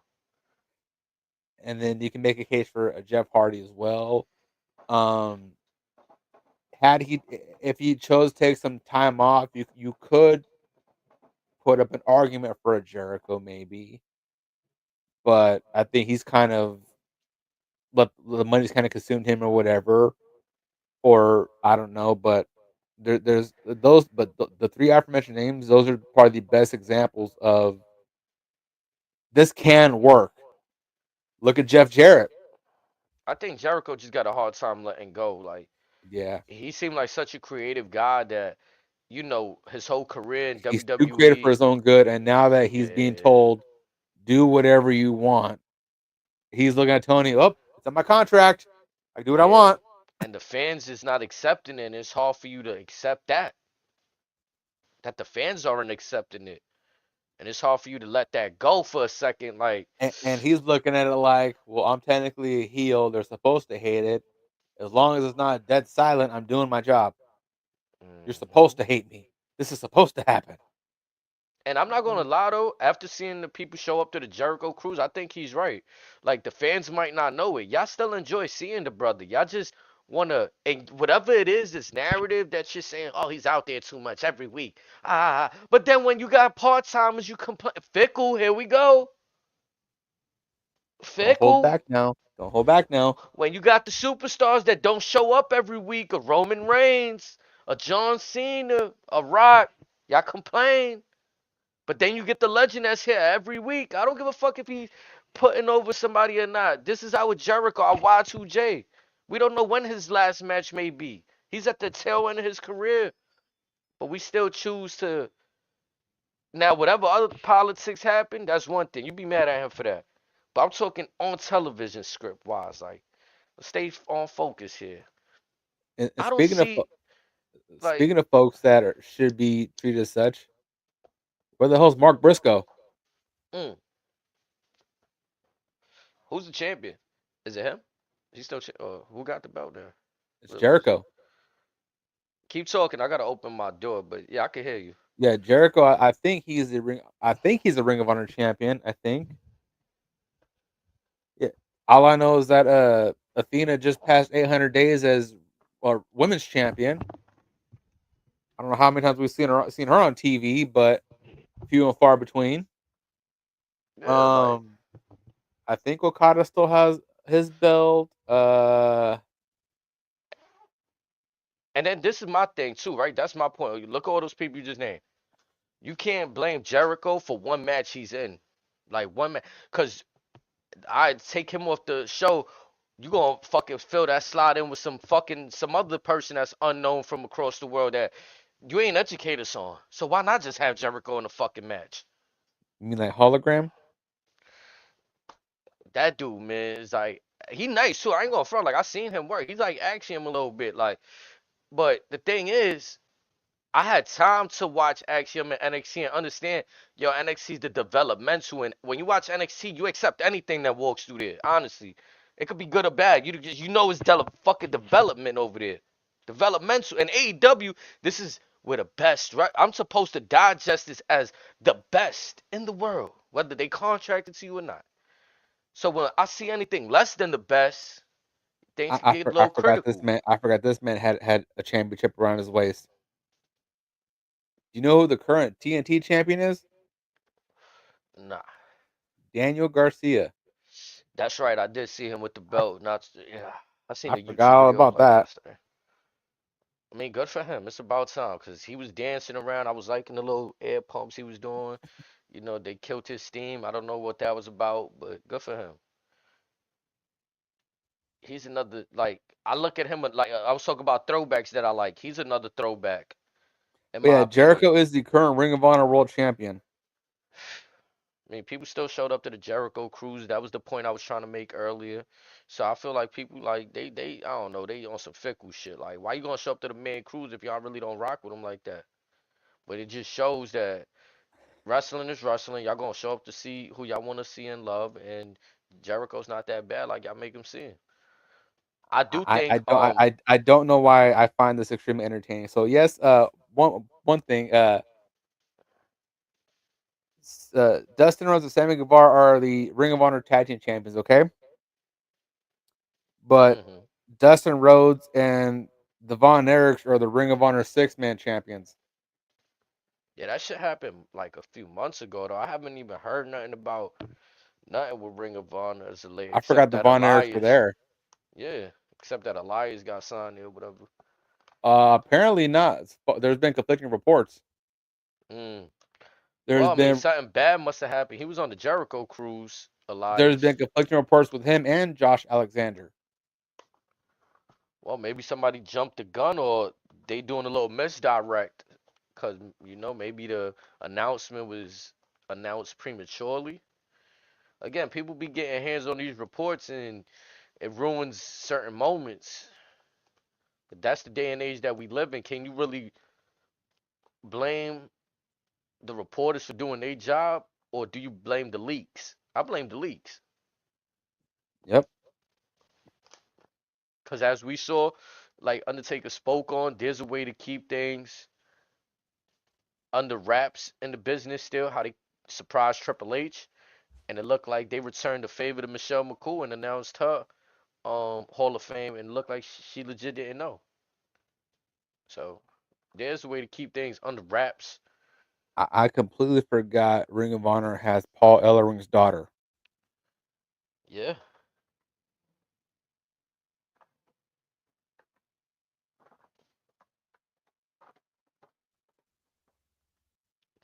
Again, my indictment really, I'm starting to feel like we shouldn't put the indictment on the promotions itself because they doing what we asking them to. They listening to us. The problem is we feeding them bullshit. That's Well, the problem. As fans, and we and lining and, up and together and feeding them bullshit. but again, to run a proper organization, you would assume that they will learn to say no on certain occasions. But who got criticized for trucking through shit? Like we seen the big rebel that was caused against one man running the business, so to speak. We seen how people felt about Vince McMahon, and Yeah, but that was across a near 20-year time span. but I think even what he was doing was still on an upward trajectory. Like he was closing in on deals that was unprecedented at that moment. Like he did that SmackDown going to Fox move. That was Vince. He True. did the TKO move, which in turn helped WWE do the Netflix move. And we speak about people that learn. I mean, The Rock, I think he's learned a good thing or two from Vince. Aria Emanuel, what's his name? Ari Aria Man, Emanuel Aria Emanuel. Yeah, we got he been friends with The Rock for 20 years. Like it all benefits that and everything Ari just Emanuel basically owns everything in Hollywood and everything in Vegas. like you know what I'm saying. So I feel like Vince did a lot of great shit for where the business went.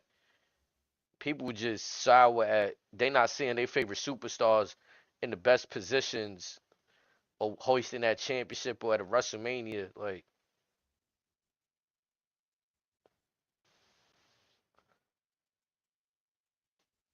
when I Yeah. look at the landscape and shit, it's just I want to see in the next. It's too early to say now because it's still year one, year two of Triple H being involved. But if the same shit, the same mannerism continues, I would like to see if the folks retract, what type of excuses, what So, conversations are gonna be had. at what point are we revisiting the SummerSlam or Survivor Series? Again, I feel like that's too soon. Well, cause think about it. We're entering year 2 now. Do you really want to wait till Mania 42 before you want to highlight certain questionable routes? I mean, so I ain't gonna lie, that might be we might have to do a special episode where we compare Vince's first two WrestleManias and trajectory of the business at that moment in time versus Triple H's first 2 years in WrestleManias and trajectory of what's going on. Cause that would be an interesting, and I know we'll sit here for hours with that one, bro. Cause that's a real deep dive. Like we talking about all the celebrities that Vince was able to bring in at that time, and then we talking about what Triple H is doing with Netflix and the celebrities he's bringing in now. Here's the problem with that. Unless in the next 3 year, 2 3 years, Mania is going to be overseas, nothing's going to top that WrestleMania 3 attendance or vibe. Mm. That's just not fair for Triple H unless they go overseas. Again, though, it is fair. We talking about the people like to throw it in the air. The business is at its best. It's been bigger than ever under Triple H. Yeah, but also as we've learned since they've got all these acquisitions, they can charge whatever the fuck they want for everything, and people are still going to pay and sell the bitch out. Hmm. So the landscape is different, but also the money's different.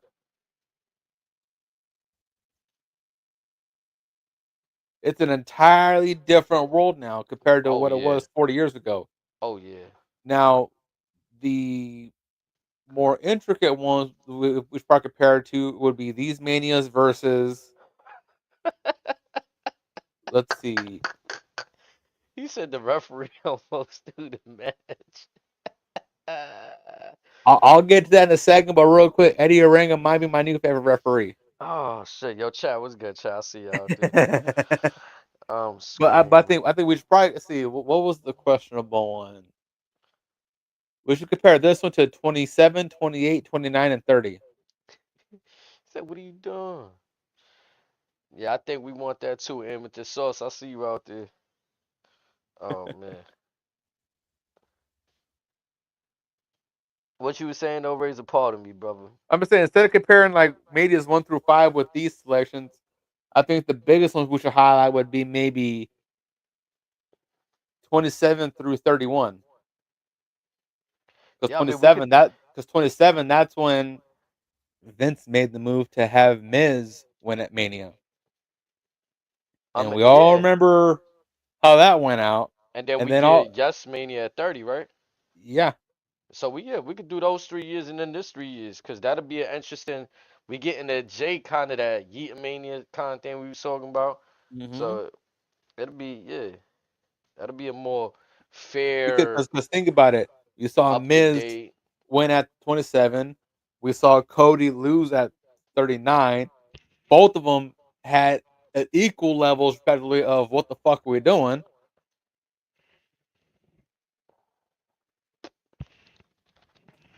Yeah, so it's definitely something there we could chop down on a future episode. But let's get back to this little shit show of Raw, cause we Now, stopped now, off at. now, did we get into? Were we in the match one, or were we still ranting about the bullshit that Sammy put us through? Nah, That got we us stressed was for an hour and a half. nah, we had just gotten into the AJ Styles Dominic stuff. That was a Which fun match. I must yeah, we admit. we did agree on that. It was a good match. The only thing that ruined it, I think we were just speaking of, was formatting. That's what kind of Hmm. threw us for a little sidetrack right there. The formatting of the show, how this shit kind of felt weird tonight. And then some more weirdness after that. We get that women's IC match, number one contender. Real quick about that Dom AJ match. Let's talk about the little backstage thing with the little high school segment with the Bro, Judgment Day Clubhouse. Dominic slipped up there. I ain't gonna hold you. No. He I'm OD not talking slipped, about that. I'm talking about Carlito. Give me your credit bro. card so I can get this DLC package real quick. Bro, he said it's only $5. Man, but Uh, Liv over there talking all cute to fucking to Dom and shit. He gonna sit there and say, "Yeah, I hope Finn feels the same way." I mean, not about the cute not the stuff. sexy part. Yeah, not the sexy. I was like, brother. And if knowing Dom, that's probably one of those. Oh, this is too easy. I got to do. Let's see who I can pop in this crowd right here. Who can I make break real quick? Bro, they keep teasing new members to the Judgment Day. Oh, Dom is teasing new members, Hmm. but he also wants Finn's approval. Finn's like, what y'all talking about, huh? It'd be crazy, bro, in my opinion, if type shit Finch just hijacked the Judgment Day from them, kicked them out, and just it's him and AJ going crazy. Like I've been I saying. was thinking Dom and Carlito take off Finn, and then maybe we get Carlito and Dom versus Finn and a returning JD. I, see the shit with Carlito, they not doing enough for him for me like Well, again, to be that's one who's gonna invested. that's the one who will probably eat the losses, and then maybe we Hmm. get a Dom versus Finn at Mania, which would be fun if you do it right. If you do it right, but Carlito or we call him Carlito, we call him Carly because they're all calling him Carly. I don't know how I feel about that. Yeah, that shit crazy. I don't know if Raquel started calling him that or what. I don't know. I just feel like I'm not really hyped to see Finn versus Dom for some reason. Like I Because know we're gonna this should eventually. have happened a long time ago. Yeah, Just like with Otis and Gable, it should have happened a lot sooner than when it did. yeah. When they long, this is what I be saying about the long term. We, I don't know what's the where if that's just one big word or phrase to. Not all program needs a long story, But that's and the it's thing. okay. Like sometimes when we go back to a moment in time that happened maybe 2 or 3 years ago, they say long term storytelling.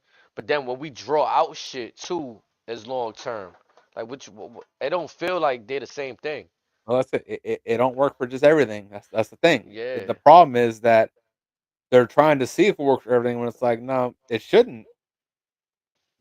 Had this match happened at Survivor Series, would have been just fine. Let Finn do his own thing. Let Dom do his own thing. If we're keeping live with them, that's cool. If not, that's cool. Yeah, I just for me, I'm starting to be uninterested in a lot of these storylines that maybe like you saying we should have seen the match a lot sooner. By the time we seen, Or at least the breakup sooner. that's what I'm saying. Like we just watched Damian Priest lead a group and have like a feud with Finn From Balor Priest and for Rhea getting kicked like out at SummerSlam. We also forgot we were told to forget about Finn and Liv in that car. We were told to forget about Dom in the room key. I don't want to see another member leave and we gotta have another feud with former stablemates. I'm good on that. I just want like either an amicable split up, like yo, nah, you know what, gang, we not seeing eye to eye. We just gonna like turn, go different ways. I'd rather that than to see some fucking 3 matches out of them. That's just me. If you keep Carlito, Dom, Liv, and Raquel together, are they still the Judgment Day?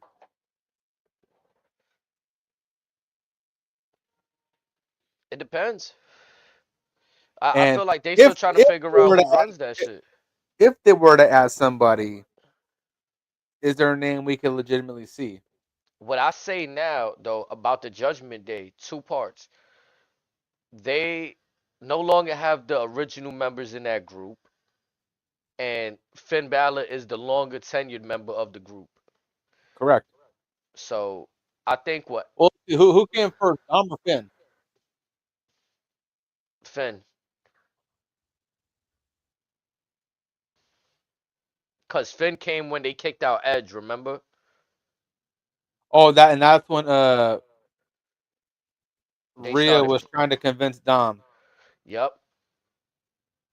That was such a weird story.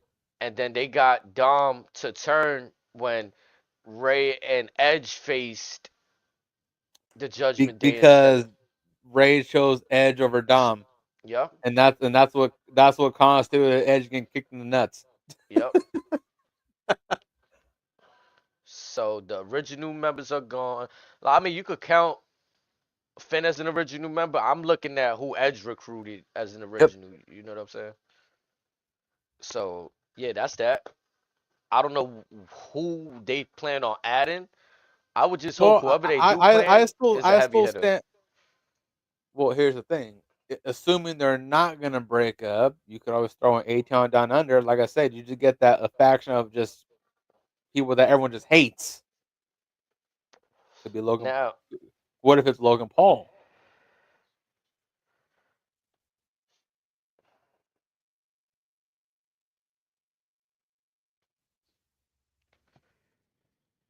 I don't know, man. Like, it, Let's say they have some. They don't have a lot of options. They have some that would take some getting used to, but again, if done a certain way, they could probably work. The I don't know downside why is, my crazy mind took me to a place where, like, let's say if oh, Christian Cage was a free agent for some troll, what if he suddenly joins the group? And like, it'd be a funny throwback you because don't funny enough. that would be crazy because Edge was in it and now you got Christian in it. That'd be crazy. I don't know what his contract situation looking like, but Oh, he ain't going nowhere. He, well, let's see. Or again, Malachi Black, I don't know. we saw a new faction debut on NXT. Maybe Those could be the dog, like the dogs. release the hounds. Yep. Again, there's some options that that could work, but it's one of those. Let's see what the fallout of this is first. What I did enjoy about the Dom and AJ match is it served a better purpose towards the end.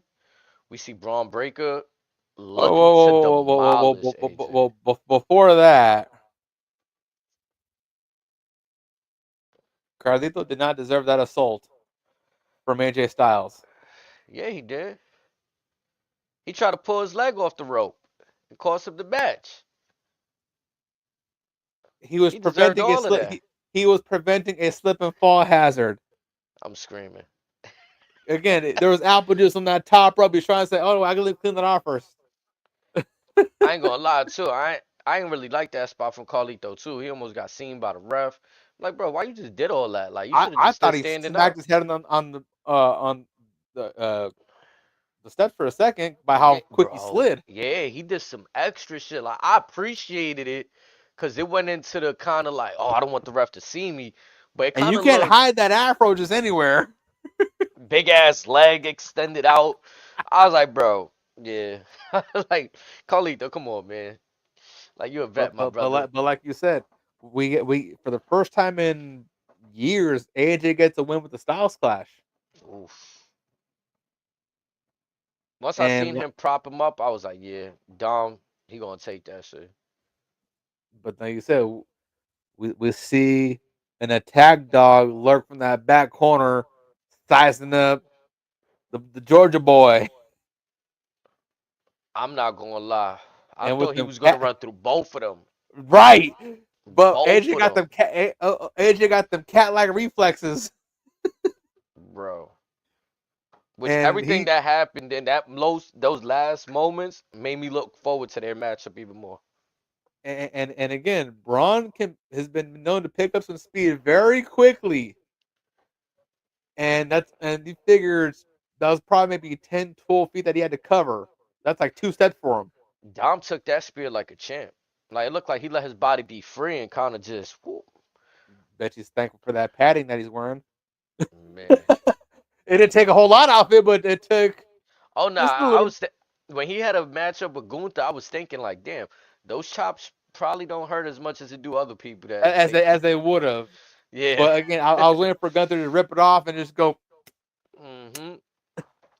Man. Talk But about like I said, that catch though. Remember we talk about the when they was looking at each other, Braun just throws his shirt and AJ catches it. That's doesn't once even in a blink. Just bro. That's like he's a phenomenal one. those are moments right there. So shout out to my boy Chan, man. He posted that clip along with that infamous clip from SummerSlam where Brock flips the microphone to Roman and Roman Roman catches it and catches. gives another little wink. But who did it better? I'm not gonna lie, that's the first thing I thought of when I seen it. I was like, oh, he caught a Roman moment. Hey, That's yeah. again, I was already excited for this matchup, and because again, AJ is going to make Braun a star as if he already wasn't one. Like that match is going to be special. I Mm. cannot wait for that match.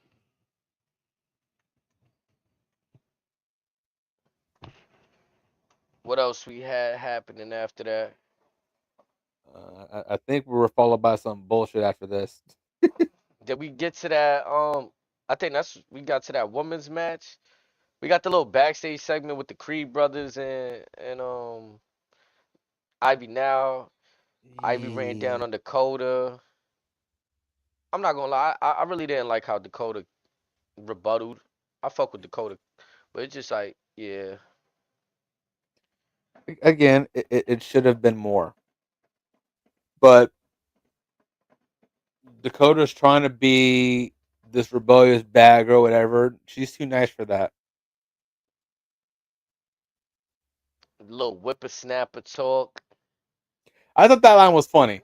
Man, I'm sitting there like, dang, she just saying anything to Shorty right now.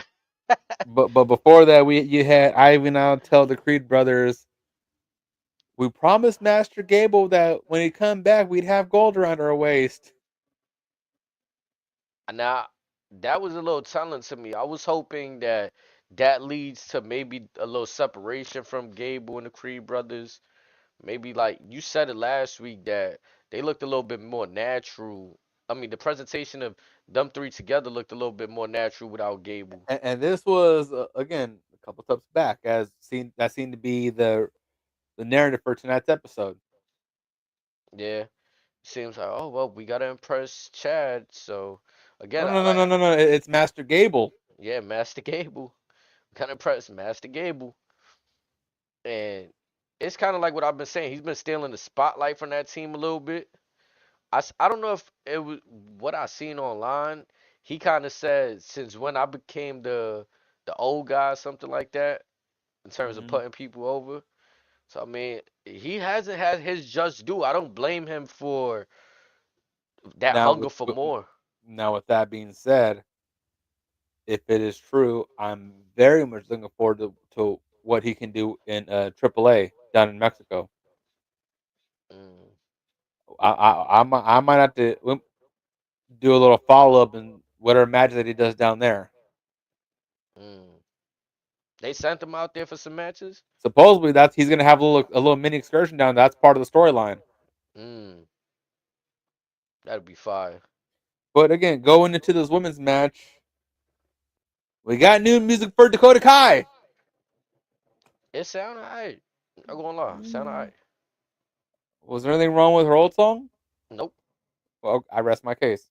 I don't know why the sudden, yeah, I don't know why again, remember when I told you this with Seth Rollins with the colors and for me I'm Hmm. like very old school. Whenever you go under a new theme song or new wardrobe change, new colors, it's because a new gimmick is happening. Some things around WWE just be feeling random sometimes. Like, you know, we just feel like switching their music. Like, fuck it, we just gonna give them new music this week. At Like, what least be the make it a banger. bro? Like, nothing happened yet. Like, usually you see that after. I remember when After a CM Punk title walked one, out. maybe after on a new, if you're going from eh, Raw to SmackDown or to NXT or something like that, maybe. Like, when CM Punk No, came back after beating Cena, he came back with the new music. That made it special. Like, people was like, hold on, what's this? when Randy went from Burning My Light to Voices, it was a whole new character change. Yeah. Even Shinsuke to some degree. Almost every time he's changed his music is because a character change. Man's been in WWE 10 years and has had 15 different theme songs. Finn Balor too. Whenever he got his good music, they got Hmm. him with that tone that we know where he does the thing with the crowd. Huh? When he on that heel Or even timing, the Demon song. yeah, people, you feel me? It had rhyme and reason. They just switched the music just cause I think they just wanted to have fun with it. Let's see. But speaking of rhyme and reason, this match was none of that. Listen, A number I one contenders yeah, match. I think you and I can both agree that Ivy now needed this because that story seemed more compelling. more fresh, more compelling. Now, granted, Dakota Kai did have a different gear of physicality in there, especially from that stomp off the ropes, which was dangling, which looked a little stiffer Wicked. than probably would have planned. Wicked. But do we really want to see this rematch?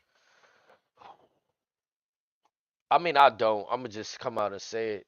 And the reason I don't is because I wanted Dakota Kai to win the championship on the first go around. Lyra Valkyria, she's held the belt. I don't remember anything significant that she's done. She lost the qualifying match against Bailey to enter the chamber, and that's that. I mean, Has shit, she like had a title defense yet?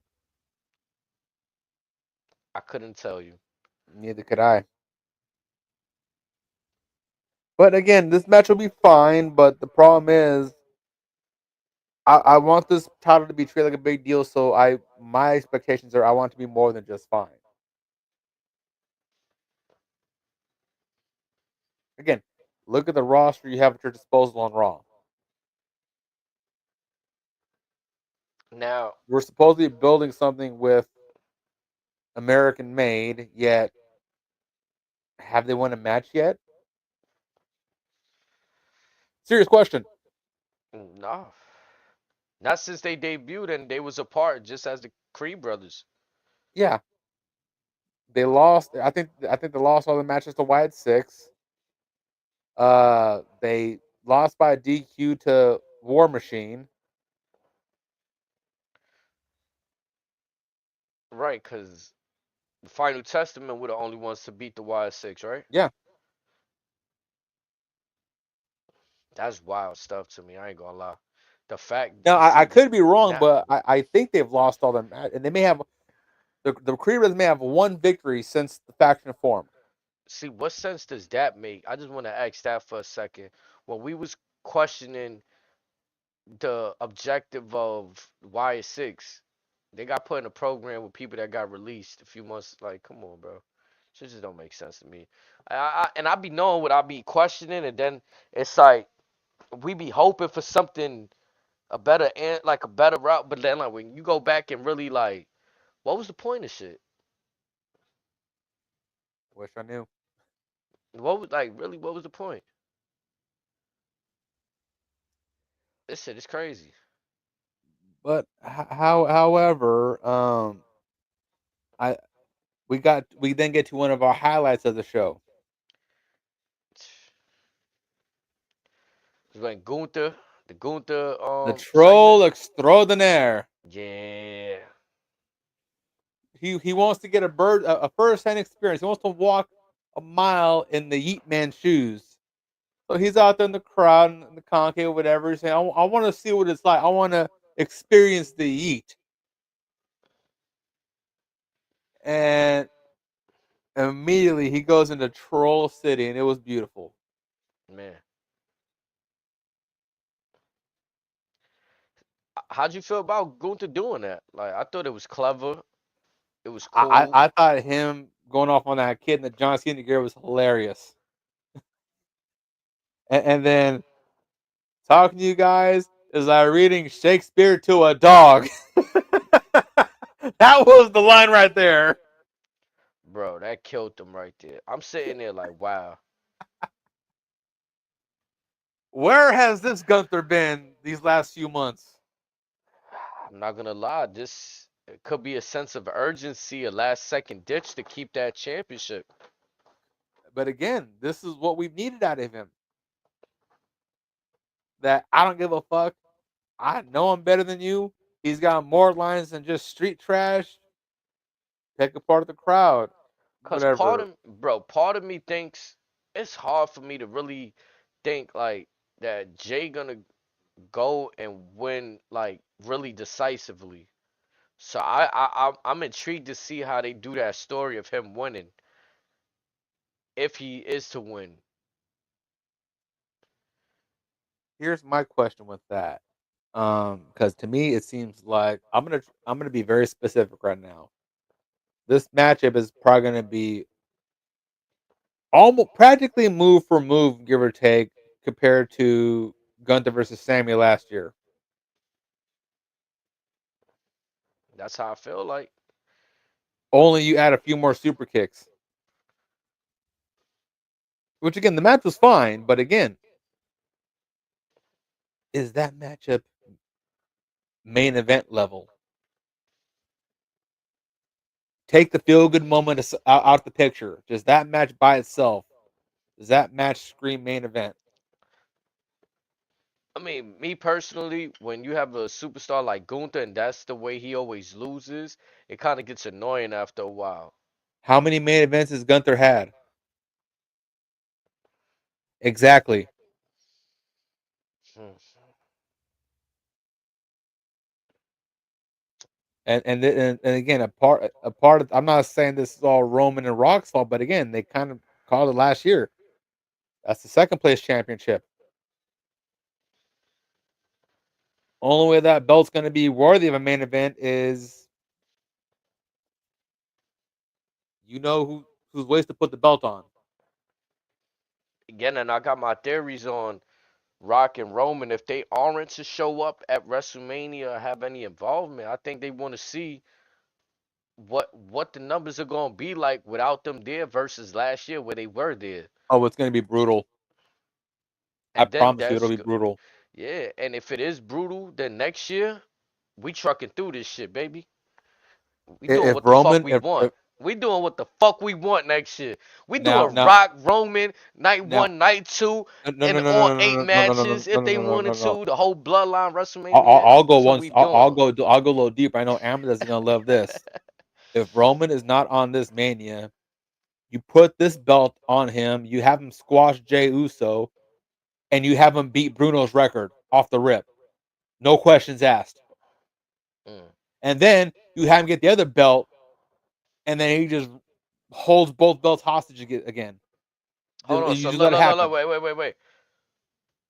Wouldn't that be a new record or like let's say that belt that Jay's fighting for doesn't have the same lineage that the other one Roman had those Okay, years that we I'll talk ask this about. question: Or you just talk Who about in general all time who has the belt. longer? Okay, two-part question, real quick, just for clarification purposes, which we may not have the answers right now, but everyone in chat has the answers. Feel free to chime in. Part one: Is this championship, since it's being called the World Heavyweight Championship, does it inherit the same lineage as the big gold belt from WCW? And part two, if so, who has that reign for the longest title reign? For me, no. So you don't even get the second part. But again, If it did, that's never been discussed. yeah, but if it did, now I would have to add a third part question. Does that WCW championship get the lineage from the NWA too? Or from whatever inception that belt came from? You know what I'm saying? You know, But to your argument, you could have Roman have a lengthy reign with this, and you could basically put her on equal footing as a Bruno Reign, Hmm. meaning Tribal Chief's holding that belt for at least 7 years straight. What about it? That's the only way you're gonna get anything out of that belt. Cause I'm not gonna lie, I thought Roman would have had some way and maybe interfering in Seth's match or just showing up tonight to show him like, yo, it's not done. I forgot what you Well, did. my prediction is still intact. Now the chamber. Now if the chamber doesn't happen, how the fuck do we get Roman? It's just Exact. Yeah, a yeah. Yeah. random Like episode. Like, I said, they are backing themselves in a corner on several stories where they're forcing things to be anticlimactic. Now, some of them they still will be good, but it's like imagine if you weren't trying to rush shit and you put energy from all this over here into this.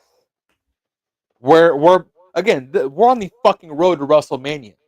We should be moving like this.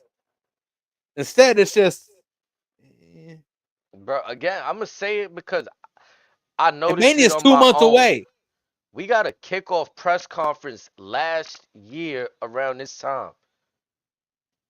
I, did one happen and I didn't know about it? We are 60 days away. 10 weeks. Like, This I'm doesn't feel like the road to WrestleMania. This feels like just the setup to just another PLE. This is WrestleMania.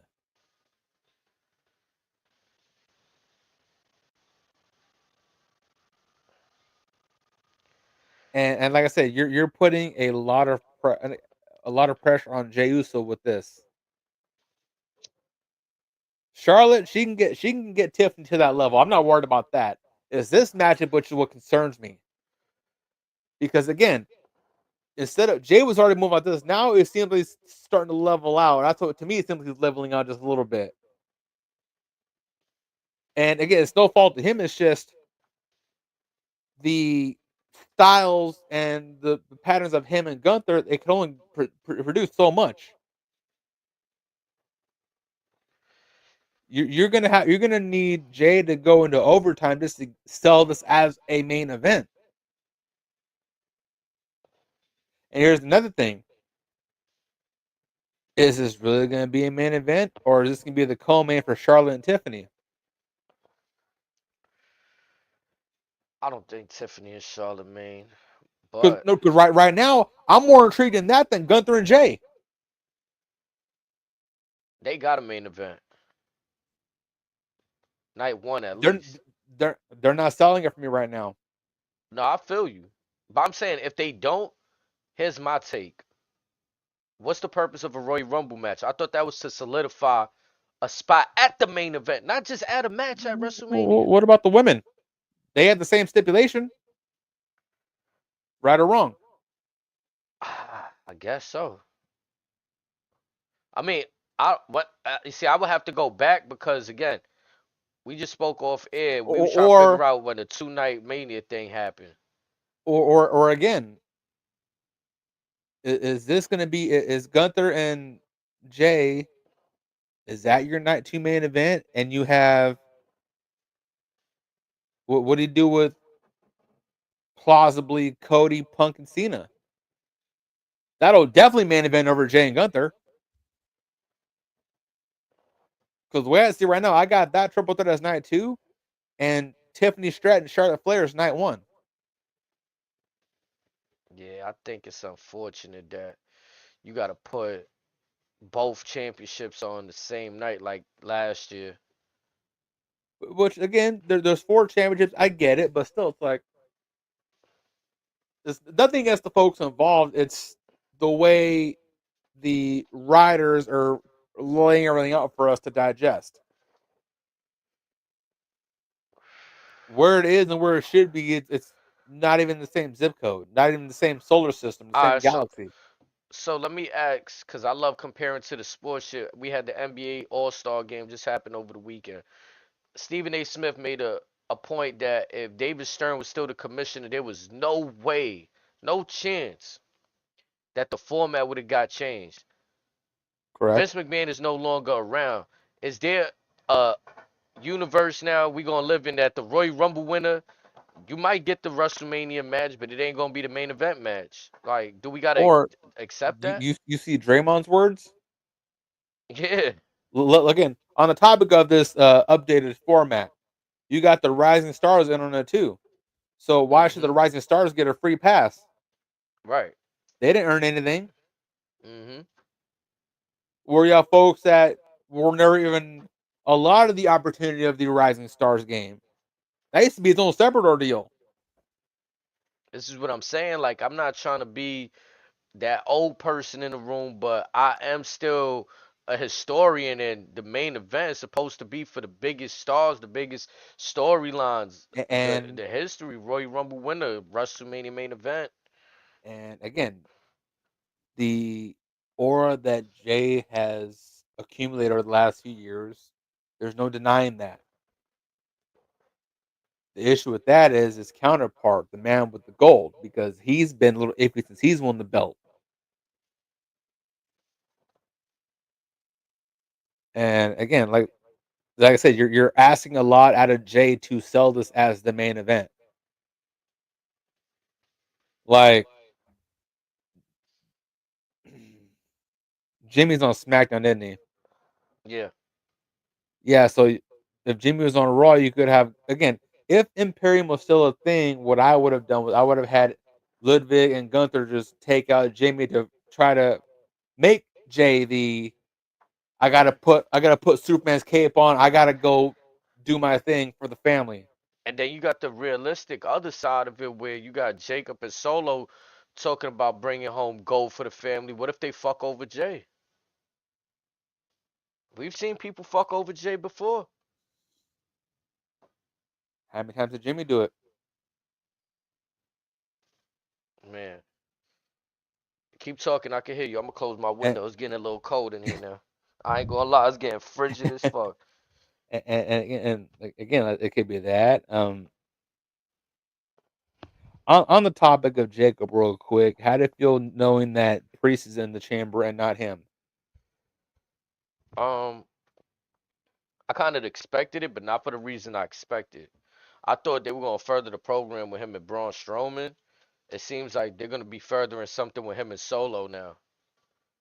So I'm more intrigued with the him and Solo shit.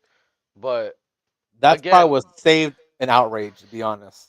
yeah. But I think what people gotta realize too, like this is still very young in Jacob's This WWE is true, but career.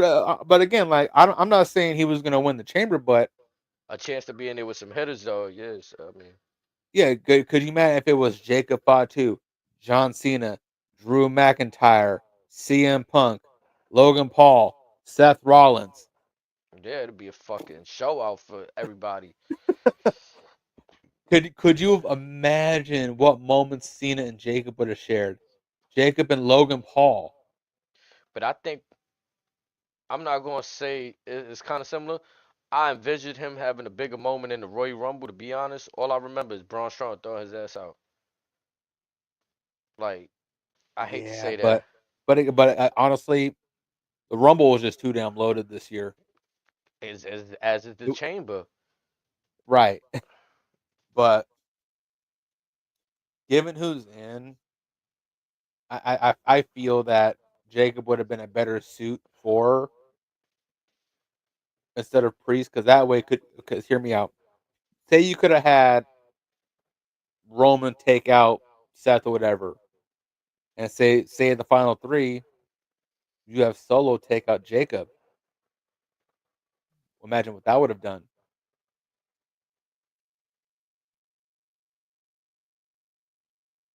But I was surprised to not see them utilize Jacob in this match. Like, what are they gonna have him do? I guess they're gonna not have that Solo and Jacob match for Mania. Maybe might get it at Chamber, or I Right. don't know some. But I'm surprised to not if they don't have Jacob in the Chamber PLE itself. I'll be surprised. Like, wow, because yeah, he is who he is. He's a fucking Mhm. beast. So it just feel a little bit of things feel a little weird in the timing of everything. I'm gonna be honest, like I'm gonna Like I said, be this is the Solo. time. Imagine if Solo and Jacob had that moment in the Rumble, like, it's just like, why'd y'all keep Solo out there for him to tell us, oh yeah, I had to take time off to get my mind right and all these laws, like, bro, that But shit was just like, bro. that furthers our theory of, is there a third branch of the bloodline? Could be. You see Solo wearing the Santero white. He came out here very Santero, the white sweater, the white, like, he on real, you know, He'll like extra on the Backstreet Boys album. bro switched up the whole spiel, like Went from the red. Now he is, like I said, he got the white on the no, the platinum chain. got the fresh mohawk lined up and everything, looking crispy. Surprised he don't got the little white outline they be doing on them TikTok videos and stuff. You ever seen that? People be going He said crazy. fuck the chalk. Yeah, right? Like, come on. But I mean, again, that what you're saying, the anticlimactic, I'm starting to feel they taking us on that ride. I don't know why. Like they afraid to they giving us what we want, but not wholeheartedly. I I'ma said just say it. Like, they've mastered the art of doing the bare minimum. yeah. This is the time where we should be jumping out our chairs, doing the whole rock goosebumps thing, just freaking out, just with exuberating excitement. Yet we're just like, okay, we still got 2 months. And then the reality of it is, are we more excited for the like me personally, the way I'm feeling, I'm more excited for what's to come after Mania rather than Mania itself. Which again is also kind of sad because again, we are now training ourselves to speed up these next couple months. Yep. It's a wild time. I don't know how I feel about it. I really don't know how I feel about it either because it's kind of feeling like a year ago, I didn't see the realization of like even Cena. I didn't think to see that he force fed himself into the both matches. Like he ain't, but the Royal Rumble, I don't really expect nobody to qualify. But seeing everybody else qualify for the Chamber match, Sam Roberts put out an interesting take on it. You seen what he had to say? Nah. That's the start of John Cena being selfish. Wait, no. Well, Cena kind of said that at the Rumble presser, like for the first time in my career, I'm gonna be selfish. Yeah, so I've like earned the right to be selfish. leaning towards like a little heelism there, little character change for Cena possibly if he doesn't win this Chamber, or if he wins Because this again, Chamber and goes on to see Cody. say The he doesn't win this verbiage. chamber, what do we see for Cena at Mania?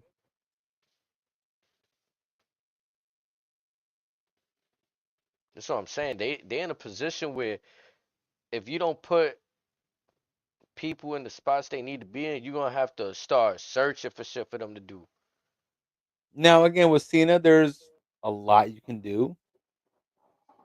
I think the Um, Logan thing is presented, like I said, that a lot whatever's in the chamber right now for each of those six competitors, whoever doesn't win, kind of could all create something out that match. Like I said, Drew and Damian, you got Punk and Logan or Cena and Logan.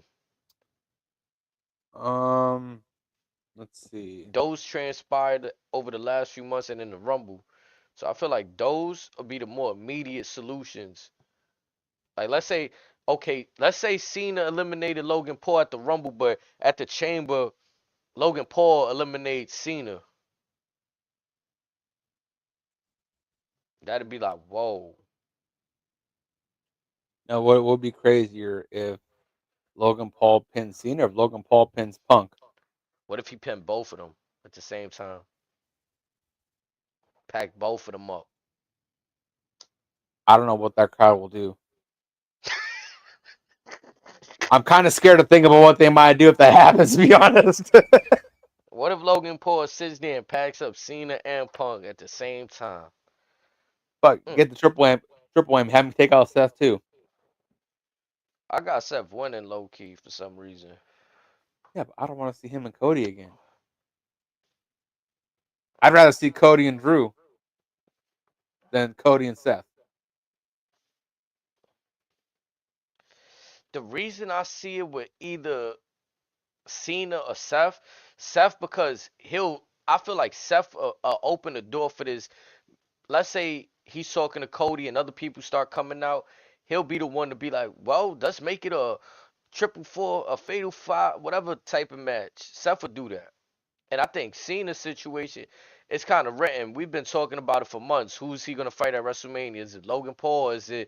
Is it Cody? So those two, the other ones, I'll be surprised if they let Punk win, cause he got a I favor. What's your favor now? If you win the I chamber, I just got a crazy idea. Okay, so you may want to sit up for this one. hmm So again, let hypothetically, let's say Seth pins Punk. Okay, they have their pull apart or whatever. Punk purposely leaves the cage open. It's still mouthing off to Seth, and we hear Roman's theme, that's what I'm hoping for. and basically Punk lets Roman in to take out Seth. So the favor will be Punk will get his triple threat against Cody, and in return, Roman will get a first dibs out of Punk, and maybe a backlash. We get Punk and Roman. I mean, it could be possible. It could be possible.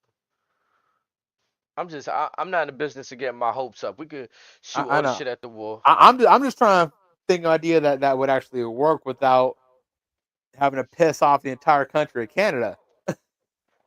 I'm not gonna lie. I'm tired of And happy shit in wrestling. I want people to get and pissed off. I'm The heel, trying to my have heelism kicking in. well, and again, I'm trying to think what would be the most entertainingly chaotic way to set up for 41, in which you have Punk do the release the hounds, and you just have Roman Reigns attack Seth Rollins like a chew toy. Mm. I mean, it's a lot that could happen. That's why this elimination chamber is gonna be. This is the first time where I think I'm very intrigued by PLE, especially the elimination chamber specifically though. Like the Royal Rumble was definitely one to watch, but we always hype for a Royal Rumble. I'm talking about like a regular. I consider Elimination Chamber regular, even though it has implications, because they always just throw random people in there. This shit got heavy hitters this Well, year, fine, Amethyst. bro. I'm screaming. That got it. I'm not saying he's anyone's puppet. I'm just trying to point out that it's obvious he wants a leg back at Seth for Seth putting his feet up his head a few times. So Punk will say, "Here you go. Here he is.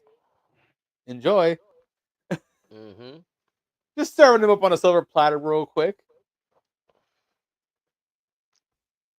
I don't know. It's a lot to dissect, though. I feel like the Jay Gunther thing is one thing. They got themselves in a quarter with who they want to face, Cody over there, and then potentially it's not even only who faces Cody. Is Cody still gonna walk out as WrestleMania champion? Because we left with the problem we've been facing all year with him as champion. I feel like they haven't really been putting him in good programs. The matches haven't been that good. They're put they're again much like with Gunther. Cody got exposed this past year, and Cody, it's his own fault for the exposure being as prevalent as this because he's trying to be John Cena. So again, assume say Cena wins the chamber and we get a selfish John Cena, Cena gonna eat him alive just on the microphone alone. Worse than what he did to Roman in 2015, I fear. Oh, he definitely gonna have some words for him. And much like uh who was it? Like Kevin in the past or whatever, like folks before him, they're definitely gonna bring him leaving because he got pissy. I'm sure there's gonna be a few Stardust bits in there, but yeah, I mean, he's gonna get obliterated. So if Punk were to make that a triple threat match, Cody's definitely getting carried regardless at Mania. But it's one of those: is it by one person or by two? And just to fantasy book a little bit, I feel like if it's just Cena and Cody, Cody's got a chance. If not, if it's Punk and Cena, then if you ask me, there's no point in Cody Roman 3 if you need Cena and Punk to get over.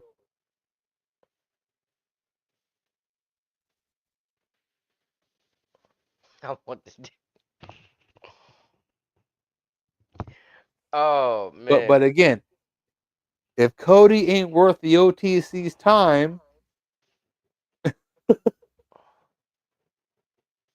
I think they just mashed. See, my thing with the whole bloodline situation, I'm gonna just come clean. I feel like they masterfully did the first part, which was Roman trying to get his cousins on board when they weren't, when they didn't want to, and Roman still somehow was able to win all of these, win the championship and retain for so many years, win the other championship, finally get them on board, add Sami Zayn, and now they broke apart, came back together.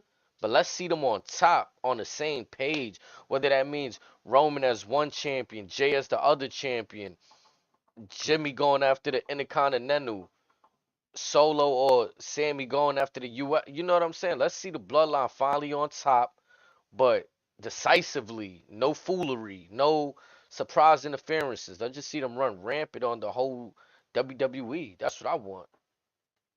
well, again, that's never going to happen unless one particular thing happens.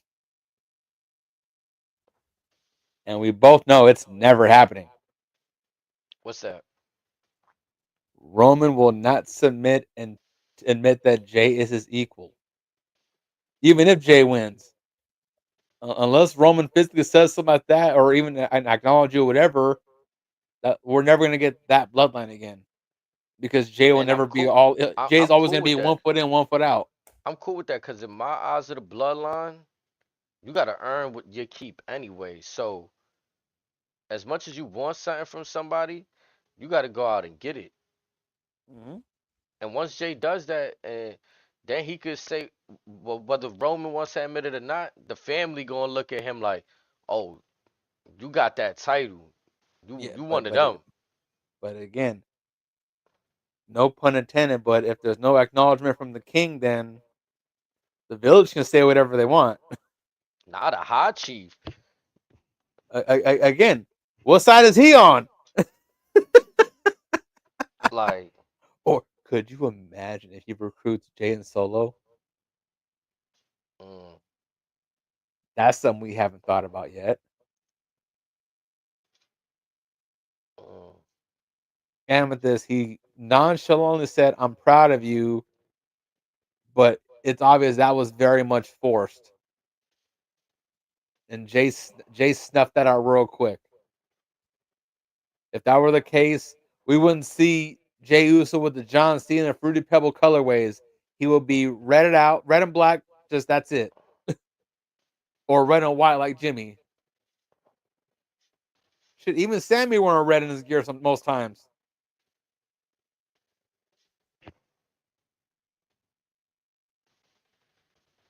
Yeah, I think the bloodline has become bigger than that. Like once you enter that championship bracket, like Roman was able to say that because it wasn't many in the family that won the heavyweight championship. Rikishi ain't do it, if It I'm was not just Rock. mistaken. Rock and Yokozuna. Yeah, Rock and Yoko. Even Umaga didn't do it. Umaga when I see. Right, and then even like the Usos, they weren't even they had the tag team go, but they weren't even able to go get the single success. So it was like they But could also, talk to the tag teams, but Roman had that big boy main event scene, like WrestleManias back to back. but again, that's why you never break them up. And again, them together probably could have made that case. But once they were broken up, again, you left your brother to win another belt, so you didn't do it with the you didn't keep it in the family. You went, Hmm. you had to go get Cody to win the tag belts. Yeah, they So made it a little you weird don't with think that one. Roman's holding on to that as well? Like Roman, like think about it. Roman gets slagged for joining Cody at Bad Blood, or that's how KO looks at it. You could look at Jay in the same light,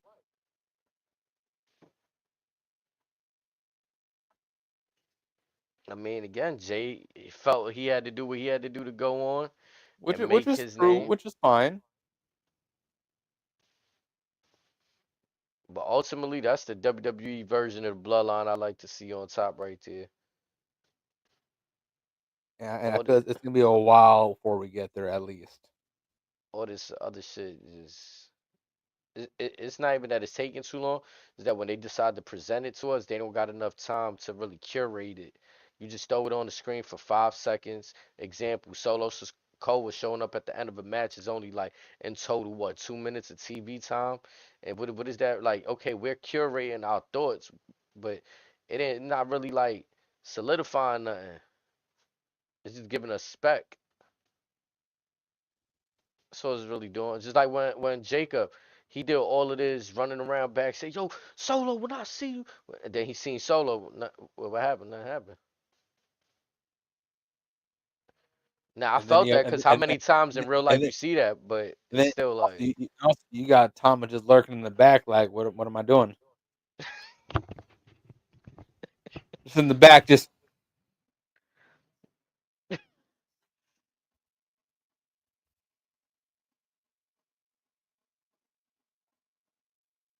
man. But yeah, we after that Gunther. Well, hold on, we're about to skip through something because we got the Gunther talking, but we didn't get to what Jay ends up coming out after you had Gunther a was whole being army to hold him disrespectful. back. Gunther was being very disrespectful. He got in the face of Pat McAfee, asked him to I thought this was great. he threw the mic at him like I'm Good. Oh like no, no! Did you catch what happened last week? with the jacket that let me I was like okay, so that And he jacket hit a was kid for with that Pat. jacket. Yeah, Pat should have not ducked. Pat, you seen Pat duck? Pat ducked.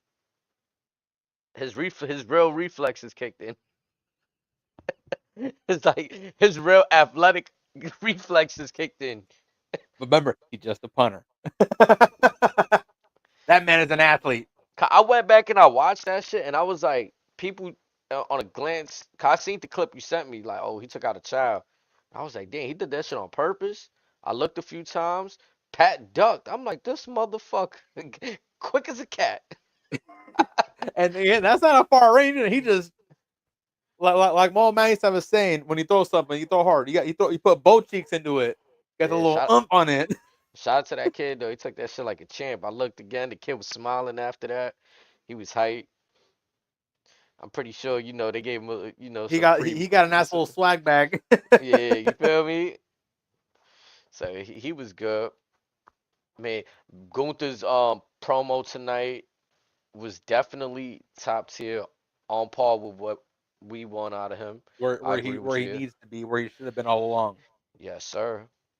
Jay comes out. I didn't really like he was getting held back by 3 referees. I felt like I'm be honest. And then Jessica called too. I love her, respect her, but he shouldn't be getting held back by a female referee either. Not saying. I mean, I'll be honest. Back in the day, you seeing referee unless you want to This see is the one a time you female bring out referee fly. Hurricane, Jamie Noble, Davari. You bring out some of the folks from some of the Bayface from the roster, maybe an Otis, something like that. I ain't This gonna is when lie, back in the bro. days you would do something like that. Bro, Like back in the Hurricane days, Helms is big as fuck now. I was like looking at him like, bro, he almost tall. He's yeah, taller he's than I no remember. Like, that whoa. Carolina boy. He's no small man. Yeah, bro. I'm like, He's dang, dude. deceivingly big. But again, but say back then, this has been the time where you bring out an AJ, Otis, maybe the LWO job guys. But again, The you bring mid us all, card, yeah, the the mid baby card, faces. yeah. Hold him back, This yo, Jay, chill. They bring out three reps that, Triple H, you know better. man. And then he did the pump fake, which I thought was clever. The I'm a fake walk off because it fits his character. But any other situation, you know, superstars are just, yo, get out the way. Like I'm out. This is not. You know, he took the little. Then they bring out the security. They again, my point. He hits the security guard, super kick, bow, get out the ring. That's what I'm Mhm. saying though. But the refs, you know, like just like Attention to yeah, detail. yeah. I'm like I don't know. It was just. Again, these pull aparts haven't really been. They do them too much. I think it'd Well, be more special if it's few in well, well, between. We see these way too often. but again, like I said a few minutes ago, are they expecting too much out of Jay? It's possible. I think they tried something different here tonight. Actually, like I think we always see his hype entrance. They've been calling him an entrance guy. So today they kind of went with something different. They had Gunther come out that way, and they played his music, sure, but it served for a different purpose. Or But you may be right. It's or trying would have been, different things. or would have been nice. Again, an old trick they used to do. You hear his theme, you have the security sprint out there, block the ramp. He comes out, say he jumps up from behind the announce table, and then Yep. snakes Gunther. Yep. The good old pump fake. Facts. I saw a different style from Jay tonight. Yeah, that's how I felt like it felt like they're looking to position him in a more serious matter going into this WrestleMania. More mannerism that's more Mhm. serious because I didn't see his hype entrance tonight, so that could have been an indication. I get it was from Jay, from Gunther doing his trolling, walking down, but that was done strategically. You know what I'm saying? And like I said, Jay's gonna do a lot of heavy lifting these next few weeks. A lot. Mm. But after this, I believe we got a not so anticipated rematch between Senor Cero Miedo and Butch. How'd you feel about that shit?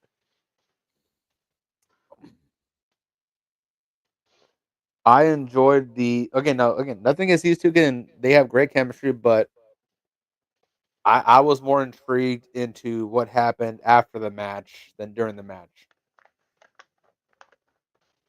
Okay, continue. Well, part of it's because I'm not quite giving up on Ludwig just yet because I still feel he has a lot to contribute to the IC division on Raw. Much like Pete Dunne, but it's just for the love of God, give him something to do and make it consistent. For the love of fucking God. But again, like it looks like we're gonna get a triple threat between the three of them in the next few weeks, I guess. Um, Is it wrong if I would have felt like I prefer the more dream match style shit they was doing with Penta? Like I felt like every week they was lining up somebody kind of different, and well, then here's the thing. That IC division is very loaded now. I'm okay with him holding off on stuff. If I'm okay if he's not on TV every week. He don't need to be. who Penta? Yeah, Okay. because think about it. It's obvious we're gonna get Braun and AJ at Mania, regardless who wins. Um, Backlash is gonna be in Mexico City. Well, I feel you, Amethyst. I'm with you there. You see what my shit say? Mondays suck. That's how I feel now. Especially if Roman ain't. I don't know what's going on. The only time Mondays I'm gonna exciting have is when.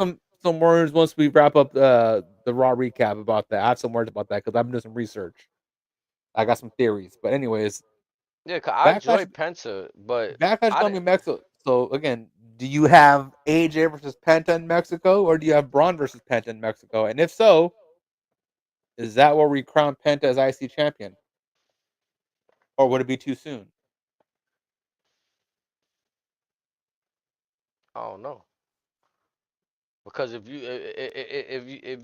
they got him feuding with the likes of Pete Dunne and Well, Ludwig, you got to get the momentum going or whatever. But again, he already had it going night one but with but Chad but Gable, but baby. but again, but hear me out. You know they're gonna run it back. So again, say Backlash. It's gonna be, say, hypothetically, Braun Breaker, Penta. It's a back and forth match. Gable's already in Mexico. Say he snakes Penta in Mexico. Boom. There's your program leading into SummerSlam. I mean, I think Pence don't need no program. That's the thing. You Like, you don't want him to do anything like 2 or 3 months or whatever in a program, nah. even if he wins the IC championship. I mean, he could win the IC championship, but I don't think no program is necessary. Because it's obvious the stuff with him and Gables that's not over yet. Like, I think the program comes after. Like, I would like him to have a Shinsuke kind of, like, you see how Shinsuke just kind of popped out of nowhere and beat LA Knight. Like, LA Knight was whole tangled up with Andrade and Mello. I think that was more of an LA Knight problem. It could have been. It could have been, but I'd like some random shit to happen for the championship in that case for him. I wouldn't want like, oh yeah, he's like, we see the carousel with the IC belt now. Sheamus, Ludwig. I don't want that carousel no more. That's just, you said it's loaded, but it's a carousel. Well, but Now we but got but but AJ. but It's but refresh. but think about it. You have Braun, you have AJ, you have Penta. You could throw Gable in there. You got Ilya coming back soon potentially. That's the top hitter right there. I need to see Elliott back. So again, it's still a very much loaded division, but now you've actually swapped. You rotated some guys out, so it's a very fresh division. I like Pence doing kind of newer matches for now, but I guess the Pete Dunne side. I didn't see the need for them to Well, spin the well, well, block on that. well. Like, Here's the other problem. If we're gonna save those heavy hitters for later, his only options are the LWO.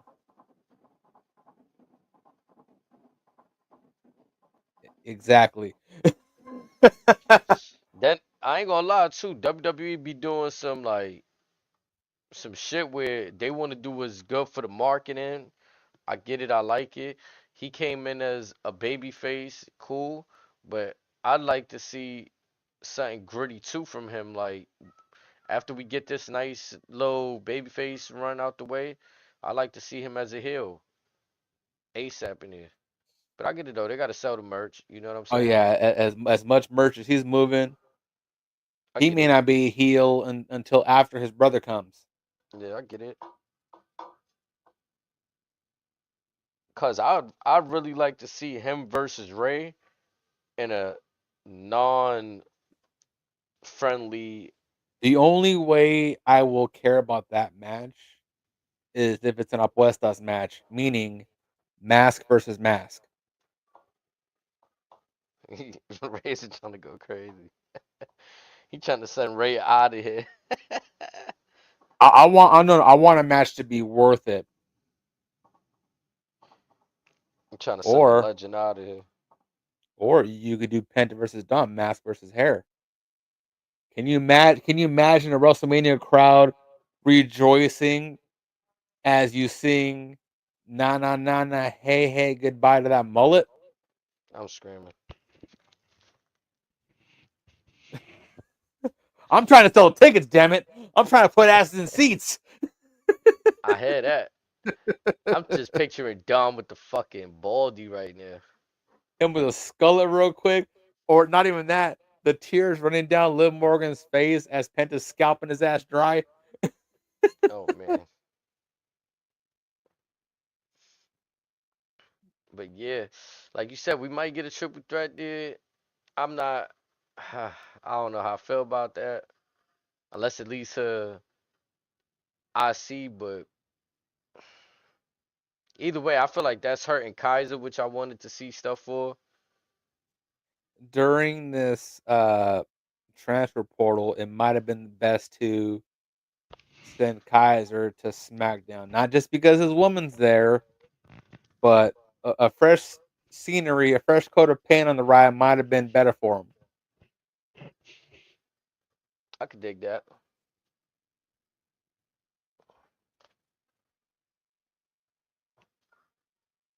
What else? We had on tonight. We had Roxanne and Raquel Well, for that. well, Hmm. on that part right there, the internet was going in on Lillian Garcia today about that. Oh wow, what happened? You didn't catch that she got her name wrong? Nah, what she said? She called Roxanne Roseanne. I'm screaming.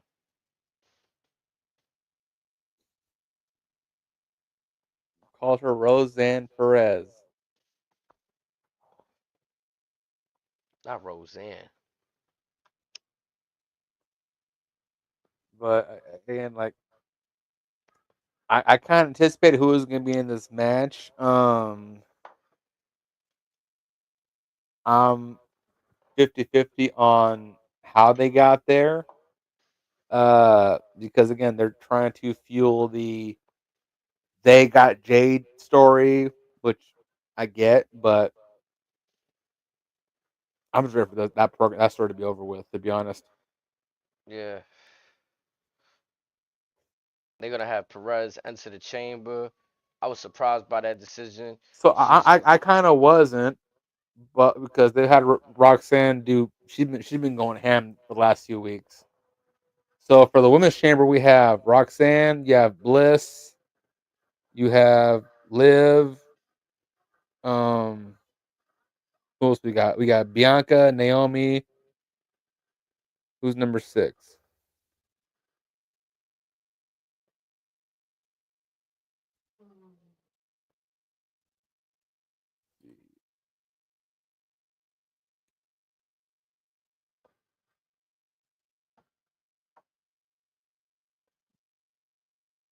Who would be that 6th person for the chamber?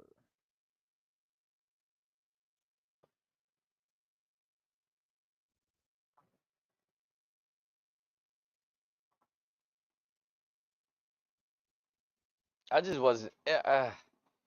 I And hate anyways, seeing this. it don't matter. Like that match again. I think the women's match.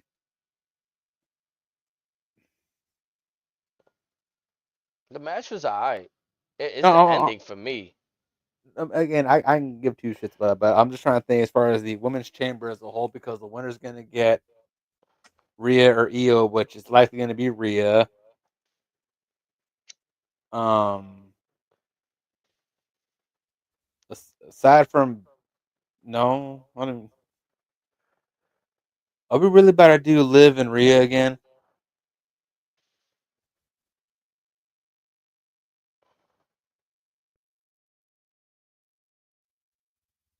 Nah, Because it seems like Chambers maybe when Jade makes her return or something like that. But what what we doing with this women's chamber? Like we putting the belt on Io to make it more interesting? Like like what we doing?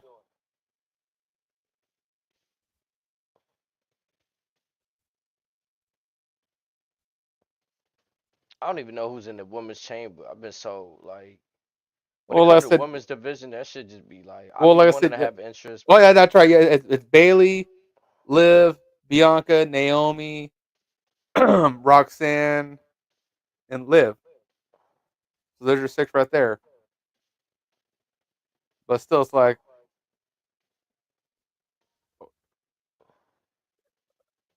I'd be surprised if they have Roxanne win it. Um, that's the best move. but again, Roxanne versus Rhea Surprises. or Roxanne versus Io. Rhea. that'd be fine. But again, the other options, it's eh.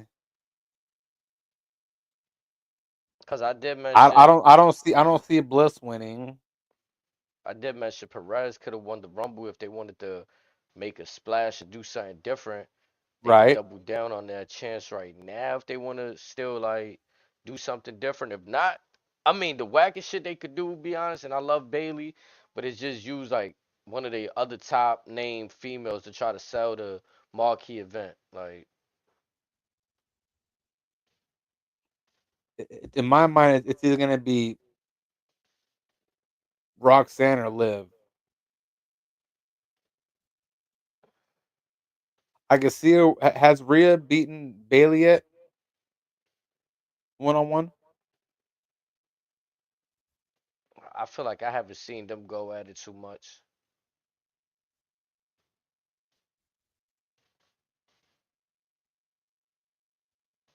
and Yeah, I I mean, feel like no, I feel like Bailey just had this WrestleMania moment last year, so I don't know, like she just won the Royal she Rumble just had a last year. title match 48 hours ago.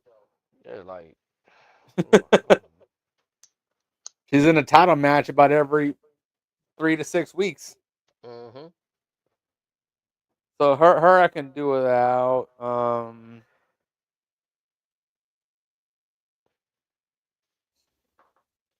What if they have Bliss win? It'd be interesting. It'd be weird. Yeah,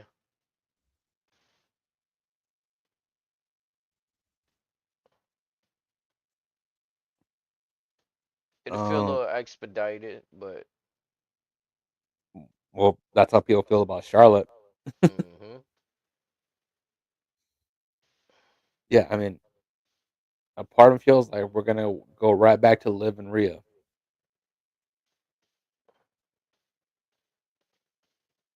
That's the one I'm least excited for, but I don't know. Oof.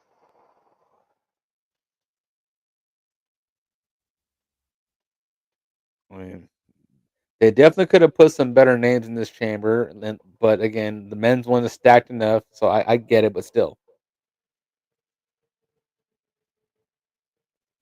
but also I, with the chamber, is this another? No, let's see. You have the two chamber matches. You have Sammy and KO, and the women's tag match.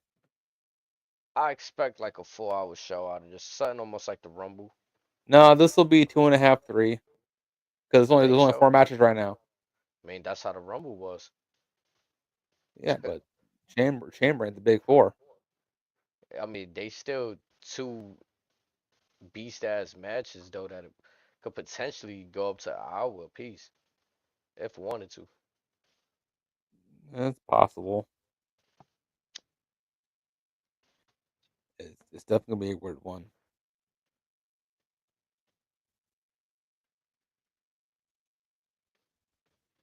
Yeah, it's they starting with an early start time too, right? Like, cause I they think that on might be the new start time moving forward. 6. Yeah, Mm. and then I believe after this we then got our main event. Oh no, we got the New Day appearing. That shit was fire, but I scoffed The the because of their the usage. Like, the promo segment was fire. The clowns coming in afterwards kind of ruined it. 6:30, so 3.5. I could see a 3.5 hour show, less than 4, 3.5 if they go on 6:30. Like, but yeah, what you was saying about the New Day, my bad. The Kofi and Woods promo was amazing because, like we talked about earlier, Kofi running down the resume. Hmm. I've been here longer than Ray. Ray came and went. I never left. I've won more championships than Ray. He was spitting. He should be the locker room leader. I was like, man, and it that's I ain't gonna lie though. That right there is the type of shit I be saying about the fans' perspective. Now, I'm not saying Rey Mysterio's not deserving of the love. I'm just saying that like the Kofi should be looked at as a legend too in this game, walking around and you know what I mean. Even though he might not put up the high performances of a said Rey Mysterio, but that dude done put in his work. You gonna say he hasn't? I mean, in ring work, I don't think his moves are better than Ray. I ain't gonna lie. Like, That's only boom, because boom, boom. Kofi. It's only Nah, because Ray's 2 feet shorter than Kofi.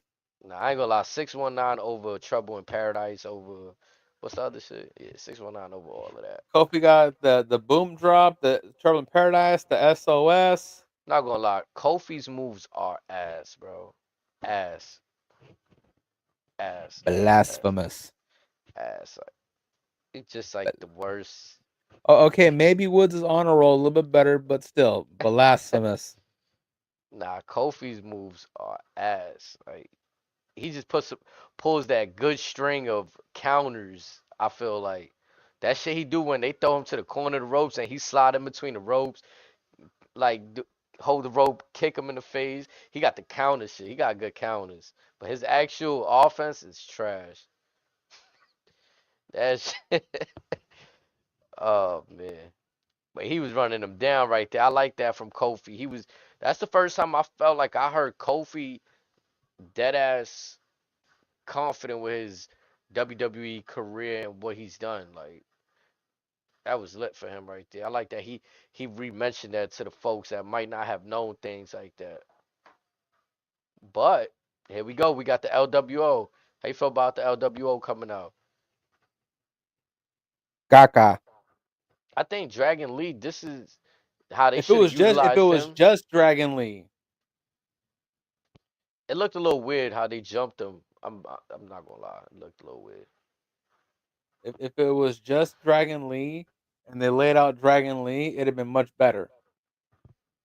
Don't no one care about the other folks of the faction, especially the non-Hispanic one in the faction. Sorry, I think it's really weird what they did with that whole setup right there. Like Santos was gonna be better off regardless whether he was with them or not. They were the ones that was in trouble without him. Once he left them, I was kind of worried. Like, yeah, how is these brothers gonna survive right here? Like, I just didn't. And right now it shows. Like, I'm beyond. I could have went without them, like you saying. Dragon Lee, I felt this was the best I've ever heard him on the WWE microphone. drop a little bit of English, drop a little Spanish. He hit the key points, like whatever bullet points they told him to hit. I felt like he did that promo did what it was supposed to do. But it just looked weird. They both went that the other two went down to the ring first, and Dragon Lee after. Then they end up jumping a New Day. It was And then they just get away. yeah. Like the reason it's weird to me, I would want if nothing's gonna happen with Big E situation, I would like the New Day to come out of this better rather than worse. Like I would rather see them taking a few wins under heel tactics or just even Xavier looking strong. He's been looking real good in the ring, so you could sell me on him being a real physical competitor for them now. Hmm. But they just giving me losses for them and just having them getting run down by other people on the roster. Shit kind of crazy. Nobody's fucking with them. Not even the heels. The other heels. Like it's bad when other heels ain't even fucking with you. Yeah, a little rough.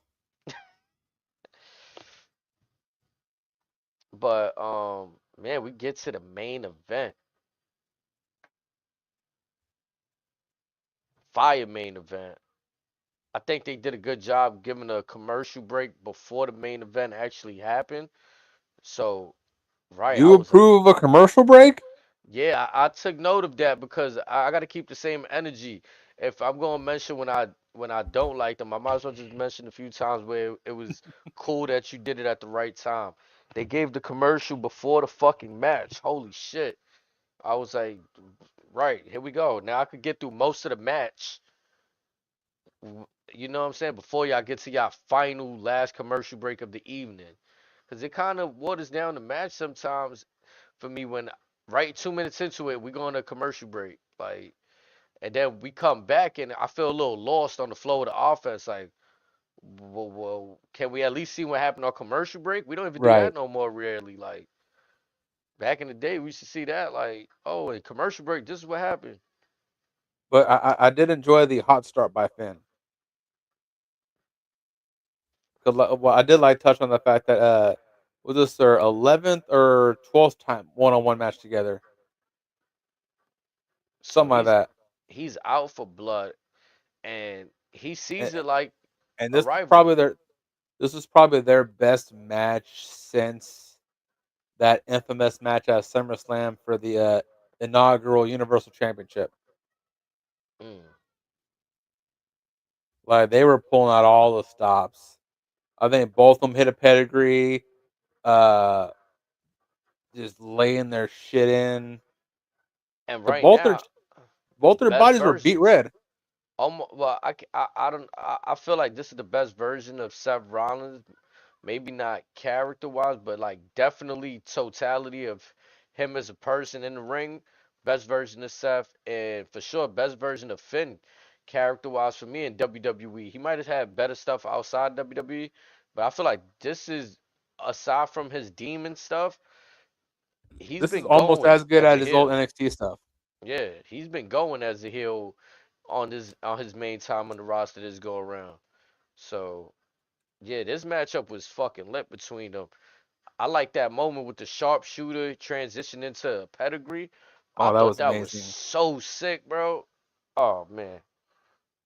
I'm like, if anybody's ever done that in wrestling before, Seth, yeah, flowers to y'all. But like seeing it tonight for the first time for me personally, that transition was dope, Yeah. flawless. These two were two of the most technically sound in the world, so they were letting folks know like this is why we two are the best. We I'm gonna may be be getting up in honest. the age, but we're still there. Right when Finn was going for the rope, I thought he was gonna pull him to the middle to apply it again. He just lifted Hmm him up, hit him like, all like, oh man, he getting crazy on him. It pretty And much, then and again, my new favorite referee, Eddie Orango, man, letting Seth Seth get him the Rollins. crotch chop. You felt like that was impromptu. You think that kind of like, It could have definitely in the moment because you could see on Orango's face he was trying to hold back the laughter, like, yeah, okay. Triple H in his ear, you son of a bitch, don't you dare laugh at that. I don't care how good it was. You don't laugh at that. I thought for two reasons the ending went a little too clean for me. Like I thought maybe something happens here where Seth Rollins doesn't make it to the chamber so clear cut. And I also thought because we seen Raquel lose earlier in the night, do we really see both of them lose tonight? I was waiting for Punk's music to hit, to be honest. Something, bro. Something. And it was kind of like I enjoyed the clean one-on-one match for sure. Yeah, imagine that. But again, given what's been going on with both parties involved, more was definitely expected. Yeah, I mean, I even seen a tweet. I forgot who it was from, but they kind of said, "Oh, waiting for someone to attack Seth Rollins." Like and they said that a few moments before the show went off the air, and I was like, "Well, that's kind of the feeling of what I thought was gonna happen." Like even after the match, even let's say Seth won, I thought we was gonna Something was get gonna happen. something. Especially when that pan to where Seth's looking at Finn, and they do the hard pan tour over the left shoulder. You see the Mania sign. I thought Punk was gonna appear then too. Yeah, it's been so much going on. You know what I'm saying? Um, and it's also we forgot to mention this. Before that match between Seth and Finn, Seth had did an interview with I believe it was Kathy Kelly, and then after he left, Karrion Cross pops up, Where are my manners? and so there's a lot going on. We got to see. And again, like, we you talked about Sammy being a conspiracy theorist. Karrion Cross has been quite the puppet master the last few years, so maybe that Sammy isn't far along. Mm. Just maybe. Yeah, I thought tonight's episode was kind of lackluster, given the fact that we got the chamber. It did nothing to excite me going forward for the chamber. Like they didn't really highlight the. And you know what's weird to me too. We got a bunch of Raw people competing for Cody's championship now, so it's like it's a Yeah. lot of things that's kind of weird. They haven't really addressed that on Raw as of yet. Maybe they have, but it was felt like a breeze Well, I said by. you got six guys compete for Cody's title. You got KO that's going to compete against Sammy, who's a Raw guy. This transfer portal supposedly over. Yeah, it I don't feels know a what these bit guys. weird how they chose to book the chamber and promote it kind of because even the females, I mean, I really don't feel. I feel more excited for the outcome of the Rhea Ripley and Io Sky stuff. And that match is after the PLE. That's the following Monday. Right. So I don't know. That's just Yeah, they're in a weird spot right now. I don't know how I feel about it, but I want to give it a shot. But at the same time, I'm just like, the hard part about giving things as a shot is that when time passes and then you realize like, okay, there's no real answer to why we just left certain storylines without a conclusion. We just abandoned certain storylines and arcs. Again, I go back to the Wyatt Six. If they in the business of putting people over, why you didn't put over the creeds? You put over the Final Testament, then they get released. Like, what's the thought? I know they probably ain't have full control in that, but let's just say they did. Then what's the process between releasing the Final Testament after you go over the Y6? instead they did the Men in Black thing. They got the probe, hit the flash, and we're supposed to just forget everything. 'Cause- yeah, man. I guess it's just sit and enjoy, right? That's what it is. Well, that leads to my next question because again, so far is until stuff changes or stuff happens after the chamber. As far as Mania, no Rock, no Roman. Now we talked about this earlier. Could this be a little experiment by the sick bastards that are TKO and The Rock and Triple H stating, "Let's see how they do without us"? But even doing that, isn't that a little risky? I think it's a I think it's a move that has to be done to really see. See what you got. Yeah, But again, we've known we've known what they had for a year. Nothing's really changed if you think about it. If anything, yeah, certain folks kind of fell into where you thought they'd fall in for the most part. But yeah, nothing's really changed. yeah. It's a weird landscape because before it was under the Vince regime, so we felt like a lot of people got gate kept. Now 2 years into Triple H's regime, and either certain people got re-released or they just haven't hit past a certain threshold. Otis, Or okay, fuck. You don't. Why is he still with the fucking Alpha Academy? The fuck? Like I is don't understand that shit. is that even still a fact? Because if you notice, Tozawa ain't been back on Raw. Maybe they slowly gearing towards breaking over. That shit should have been ended the second Gable left them, or the second they left Gable. However you would see it. Like they shouldn't be still parading Yep. around as the same group. If we really wanted to make change, Yep. that's crazy. The New Day stuff, it didn't hit as 10 year for a 10-year anniversary. That segment, it could have been done a little bit better. The reception a few weeks later after it is like What are we doing here with them? Bring back Tucker Knight. Otis needs a Stucky. I wouldn't mind seeing that if dude is actually still going and give him back his tag team partner. Give him Mandy Rose. Gave him the things that made him lit. Yeah. I just don't understand the certain thought processes, but behind certain wait and see certain. Why not pull the plug? Like all these WrestleMania moments too, bro. Why we ain't give Dakota Kai the inaugural belt? Why we want to give it to her at WrestleMania? That's what we doing. Like,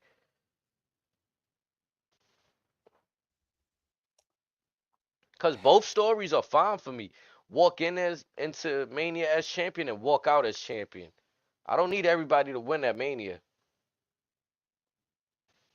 I just don't need that. If Roman doesn't do Mania, I'm not watching.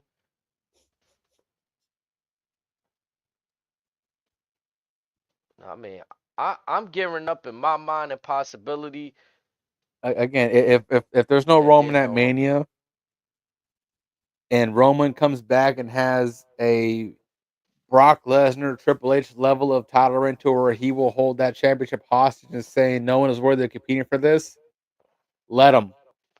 And I'm gonna be honest too. If Roman appears at Mania for a match, I need it to carefully be done. I'm not Well, gonna I mean, like it's a, hard for a, me to accept it. Just throw him out there Monday Night Raw and say, yeah, you know what? I'm going into this match. well, that's the thing. Aside from Seth, there's nothing for him.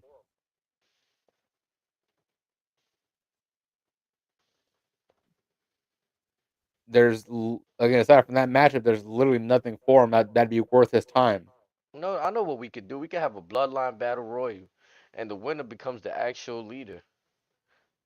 Let's have a bloodline battle royal. Yeah, let's put Roman, Jacob, Solo, Tamatunga, Tonga Loa if he's cleared. Let's get Go Lance up call on Zilla, NXT. call up Yeah, Lance, get Rikishi Haku, fuck it, get Tamina back in there, Nia yeah, Jax, Ava, yeah. Let's have a bloodline battle royal. Oh, the final boss. Can't forget the final boss. Naomi. She's technically in the bloodline. Yeah, the winner is the true rightful leader of the bloodline. That'd be some shit right there. That's a very Vince McMahon move. Jay, Jimmy, Sammy, Donner. Like, I mean, I don't know what else to do at this point if like we don't got nothing, right? Like, Well, I mean, like we said, it's just a testament that while Roman was essentially carrying the brand, everyone was coasting. cause look, where the fuck did we abandon the Drew McIntyre shit with Roman? Did that Oh, shit I just mean, get put on ice? Like, what? I mean, that's it could like, still be there yeah, somehow. but how many times did Roman beat up on Drew? I haven't seen it in a while. I wouldn't like as many times as Roman spun the block on Kevin Owens during that period, or just Jay and his. Like, I wouldn't mind seeing Roman and Yeah, Drew. yeah, but also is I'm gonna use this as an example. Is Roman spinning the block on Drew gonna garner the same pop and circumstance as Roman spinning the block on a Brock Lesnar? No, it's not. Nah, Not cause even close. Brock is always that at the he was like the final boss. Yeah, but Definitely. that's what I'm saying. Like again, unless it's Rock and Roman, the only close second for continuity, long term purposes is Seth Rollins. Oh yeah. But again, that's the problem with everyone else. Like there should be more worthy opponents. There's not. What are you gonna do? Screw Jay out of the main event and give us Roman versus Gunther at Mania?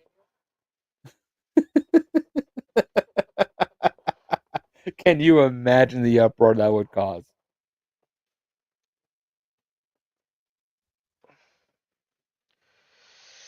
I don't know, man. I just phew. What I'm saying is they shouldn't shove nobody into a match that they could have won already the first time. Meaning, Right. meaning like if they plan on CM Punk already had his favor for months now, so we expect something there. But like Roman or anybody else that they plan on injecting on the cusp, just on the fly, we could have had him win the Rumble. Jay could have won the Elimination Chamber. Like, what are we doing here? Jay could have won the Royal Rumble. Roman could have won the Chamber. Roman not even in the Chamber. Like, what are we doing? Roman could have joined the list of some of the greats at being a two-time winner Yeah, all for the on purposes of on, what? on the 10-year anniversary of him winning the last one. Because Cena, realistically, I'm gonna be honest. People act like his last match is gonna be at Mania. Like he gonna have his last No, match, win the title, no, and retire. Like, bro, that shit could still happen over the summer. He could still win the Money in the Bank in July, go on to SummerSlam, and win his fucking championship that he's seeking, bro. And still did have a did fire WWE WrestleMania have a match. PLE in the month of December? Nah. Okay, so newsflash, his last PLE is going to be Survivor Series, Hmm.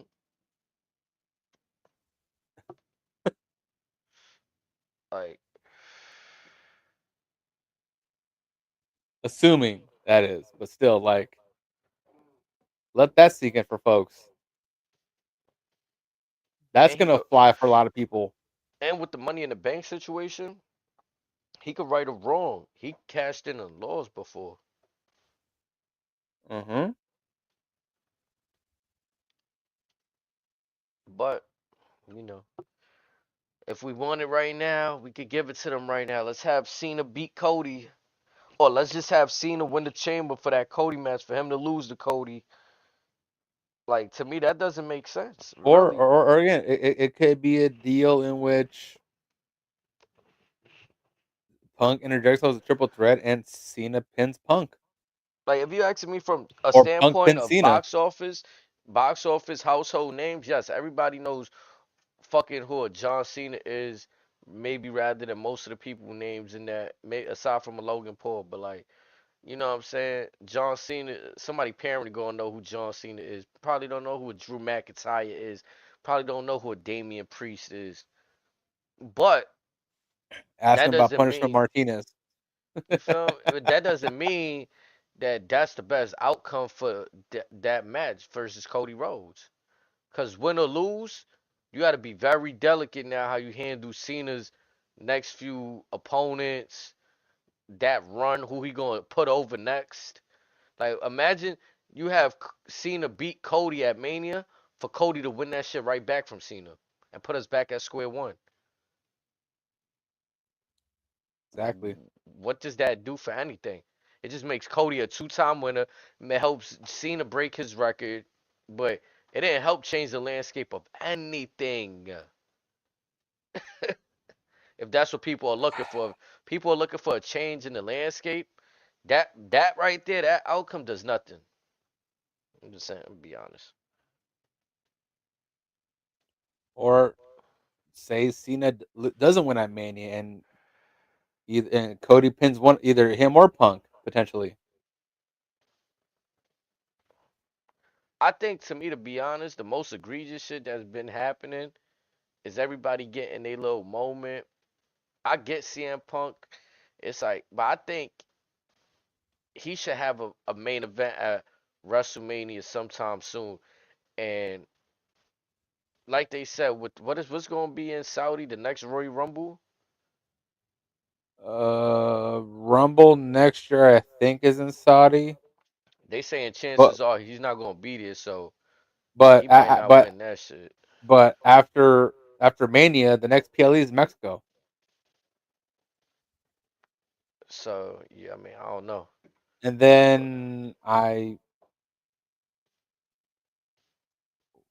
but then somewhere in Europe, I think after that. yeah, so I don't know, but I think Punk. for the amount of hype he gave WWE when he came back on his debut, breaking massive numbers on YouTube, social media. I think he's just and the feud with Drew. I think he's just due for either a championship or that WrestleMania moment. So like, I think if any, SummerSlam's in Jersey this year. yeah, that shit's like yeah, good 30 minutes for me too. But with all that WWE Also traffic, you this can year, add that as SummerSlam nothing. is 2 days now. Mm.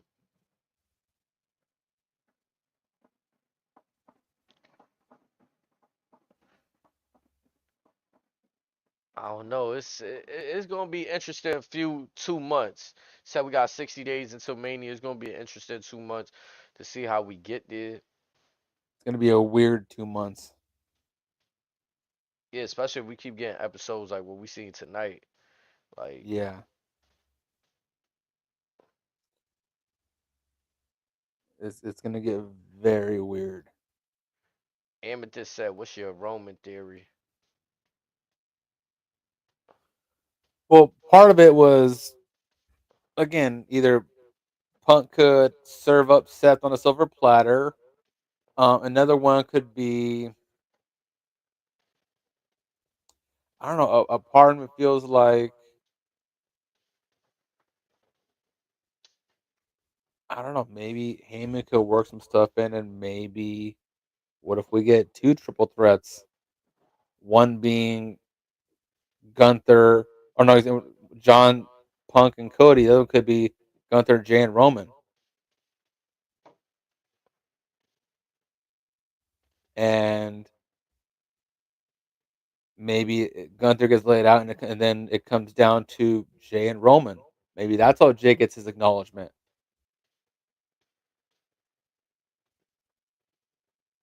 Okay, okay. I just feel like I'm be honest. If The Rock and Roman pull that move of not showing up at WrestleMania, I'm not gonna be mad at them. I'm gonna be more mad at the fans because the fans put them in a position to do that shit. All Right. this back and forth with the we don't want them in this, we want this person in it. Like, In the words of The Rock, and I need to get a cowboy hat for this one. Shut your bitch ass up. I'm gonna be honest. I wasn't one of those people that maybe the second time when Cody because I'm not gonna lie, a little bit of his story did feel real too.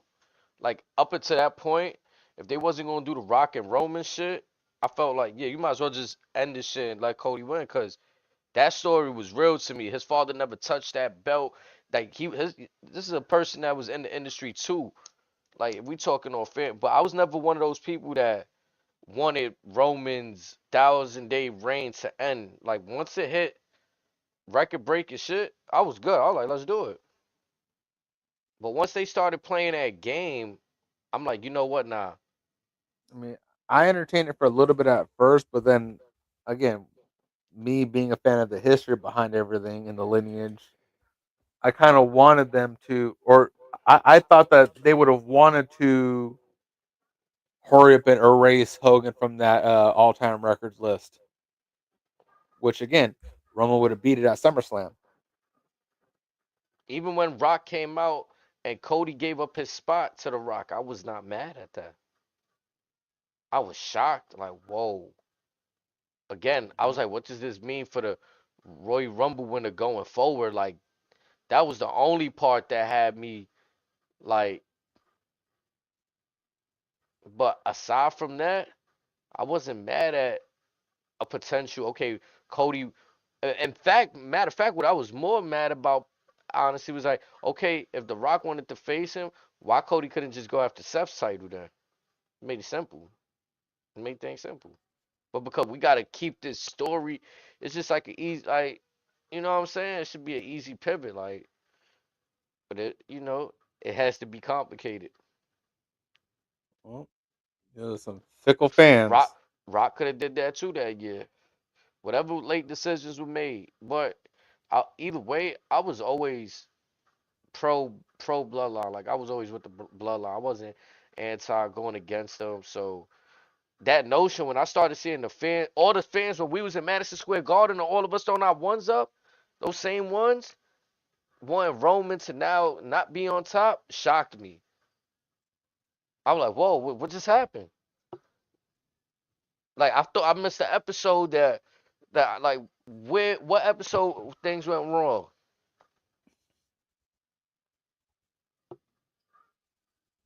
Then I started to embrace the solo era. because we saw his growth. Nah, the chant started the fans started chanting, "We We want want Roman," Roman, to the point where I think that expedited his return. and then we get Jacob. Now, on that note, it seems like out of nowhere the fans fell in love with him. So, could we see a premature babyface turn out of Jacob? I feel like we started to see that. It's not no. This is what we saw on Friday. That was no tweener pop. That was we fucking love you. Yeah, I feel like the problem with a lot of people I noticed over the years with Roman, I was always the moment they debuted in the Shield, I said Roman, he gonna be the guy out there. I enjoyed Seth and I enjoyed Dean, but it was something physically on the eyes about Roman. Then I found out who he was related to. I said, oh, no brainer, they're gonna push this guy. And that's what got people fucking sick to their fucking gills right there. The fact that who he was related to, they knew he was gonna get the rocket. Vince did it, and people hated Roman for it. It felt like he That's the thing wasn't right that there. guy. People hated it because Vince told us before we could have a chance to soak it in ourselves. Hmm. Because everyone saw the potential in them, but because Vince was already telling us, oh, he's the guy, much like he did with Drew McIntyre, Hmm. much like he set the table for an Austin Theory and other folks before him. Hey, 15 years ago, we said the same thing about John Cena. Look at him. Look how we feel about him now. There were Triple H, arenas, yep. Seth Rollins.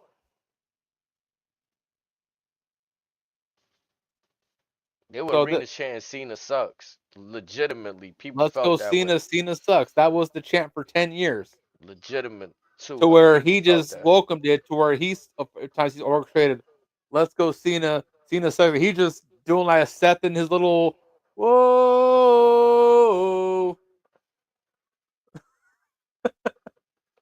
For real, that's real shit right there. So for me, it's just making it make sense, like Making it make sense and whatever the plan is, just trust that plan. If it pans out, just let it play out. and it's also the flip flopping. Like it's okay to like if there's heels, our job is to like play into it. Let's boot them a little bit, and we have a fandom for like me personally in comic books. I like the villain arc sometimes. Like I'm intrigued by the villain story. Like the heroes, I like them. It's cool, but I like to know how Venom became Venom. What got Joker down to the Joker path? Bane, all of Cow. I like to know more about those rather than, oh, I want to see the hero just save the day.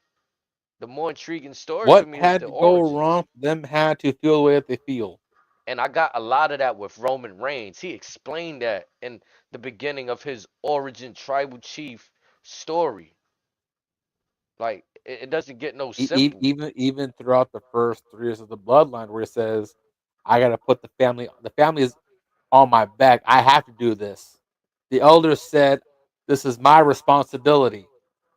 Yeah, bro. Like for me, it's pretty simple when it comes to that regard. So I think the flip flop, if you enjoy villain work, then you'll be the ones putting the ones up. But then you can't get tired of the villain if that's what you love. Like I never get tired of my villains.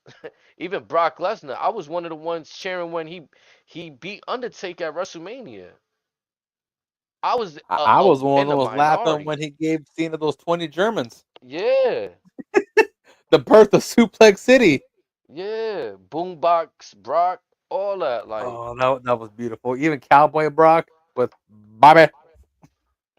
so. they do get moments where you kind of, because this WWE Vince did it in a different way with like Rock and Austin. You could go to that Amethyst, well when you do many tag us in times. there too.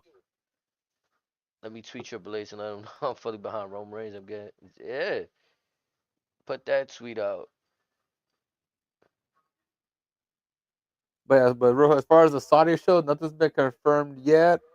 Um, After SummerSlam, they'll be in Paris, but yeah, it's just Toronto, Mania, Mexico, SummerSlam in Jersey, and then the Paris show. So no Saudi shows announced or dates announced just yet, Mm.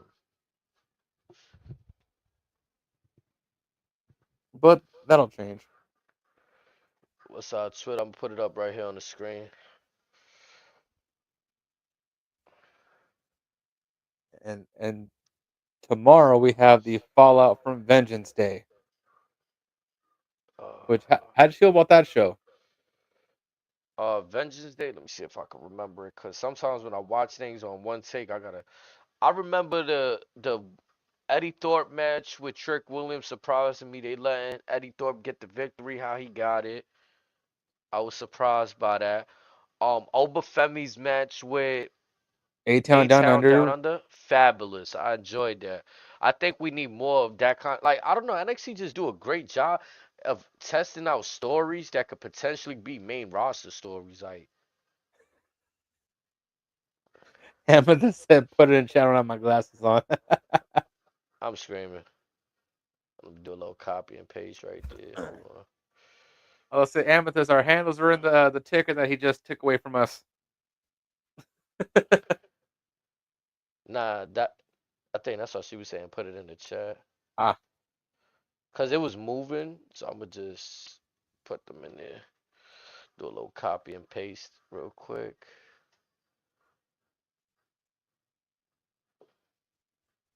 But yeah, the Vengeance Day show was fire to me. I'm gonna be honest. I yeah, don't want to be too critical about Ava, but it's something about those backstage segments. She's kind of not selling me on. Like yeah.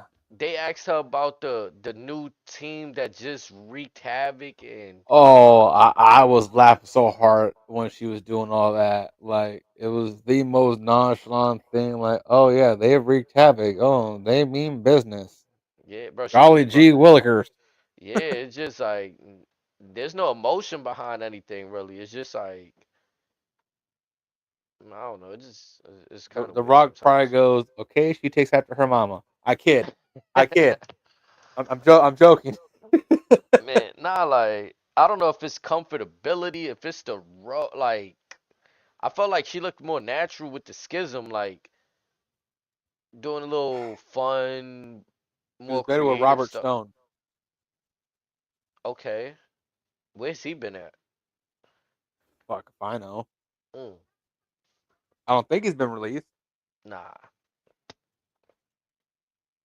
And also tomorrow, also another match that if you have a chance to rewatch it, that women's main event between Roxanne Perez, Bailey, Cora Jade, and Julia. That match was incredible. Hmm. Even the opening match with Fallon Henley and Stephanie Vacour. Oh yeah, that's right. Her winning the championship was huge. The tag match that featured Josh Briggs and old buddy from Noah. Again, Hmm. incredible match. That might have been tag team, one of the tag team matches of the year right there. To be honest, like the way Again, that Fraxium moves, I'm be like, man, it's tough. I don't. I'm gonna say it right now. I don't see that from no other two-man tag team right now. They just moving in sync, crazy right now. you There's know you what got they no you Motor know City, but no. You know what Fraxium kind of reminds me of. Now Seth, again, what's up, Seth? Seth freaking Rollins. this may be a very very deep cut. So if this goes over a few people's heads, I apologize. But Fraction reminds me of a present day Teddy Hart and Angelico. Two guys that back in the day were ahead of their time, could literally do it all. Very good on the mic. They can be egocentric if needed to be, but all around they're just crisp. Doesn't even define the term with these two. But to me, it just screams again, like I said, Teddy Hart and Helico when they were down in Mexico. Yeah, these two go off. Definitely And great again, matchup. this is a pairing that they've been teasing a breakup for almost a year now. And it seems Mm-hmm. like every time they tease a breakup, they put on a banger match. We forget about them talking about breaking up. Mm-hmm. And what those two have is special. And whether they're going to be a long term thing, whether they break up on the main roster, I'm all for it. But also tomorrow, we are getting the official contract signing Of of what? the newest acquisition. As Vic Joseph said, one of the hottest free agents. No one said his name just yet. Some people anticipate he's getting a name change. WWE's Twitter's putting, you know who he is, so there's signs that he may keep his current name. But will Ricky Starks still be Ricky Starks? The brother of Zoe Starks. You've been waiting for that one, haven't you? Man. Uh, yeah, but then again, we also have Jordan Grace essentially eyeballing Julia and Stephanie. And then Yeah. also we're getting Jakar Jackson and Lash Legend having another shot to tag gold. Let's not forget there's another women's tag team that we may need to have our eyes on in Delta and Miss Sol Ruka. Yeah, that surprised me right there. They little parent. I like that. They've been That having tag team some surprised a entertaining lot of lately. us. Yeah. I didn't expect Delta to show as much charisma. Like I thought she was gonna be one of those people that couldn't speak. She speaks very well. Like thought she was just gonna be one of those people that probably sound weird because she got this gimmick where she's pretty tough, so she ain't talking. Yeah, Nah, and she sound alright. She's going very good with what they got going on. but that's definitely a pairing that did not have on my bingo cards, and I didn't think it'd be as good as it is.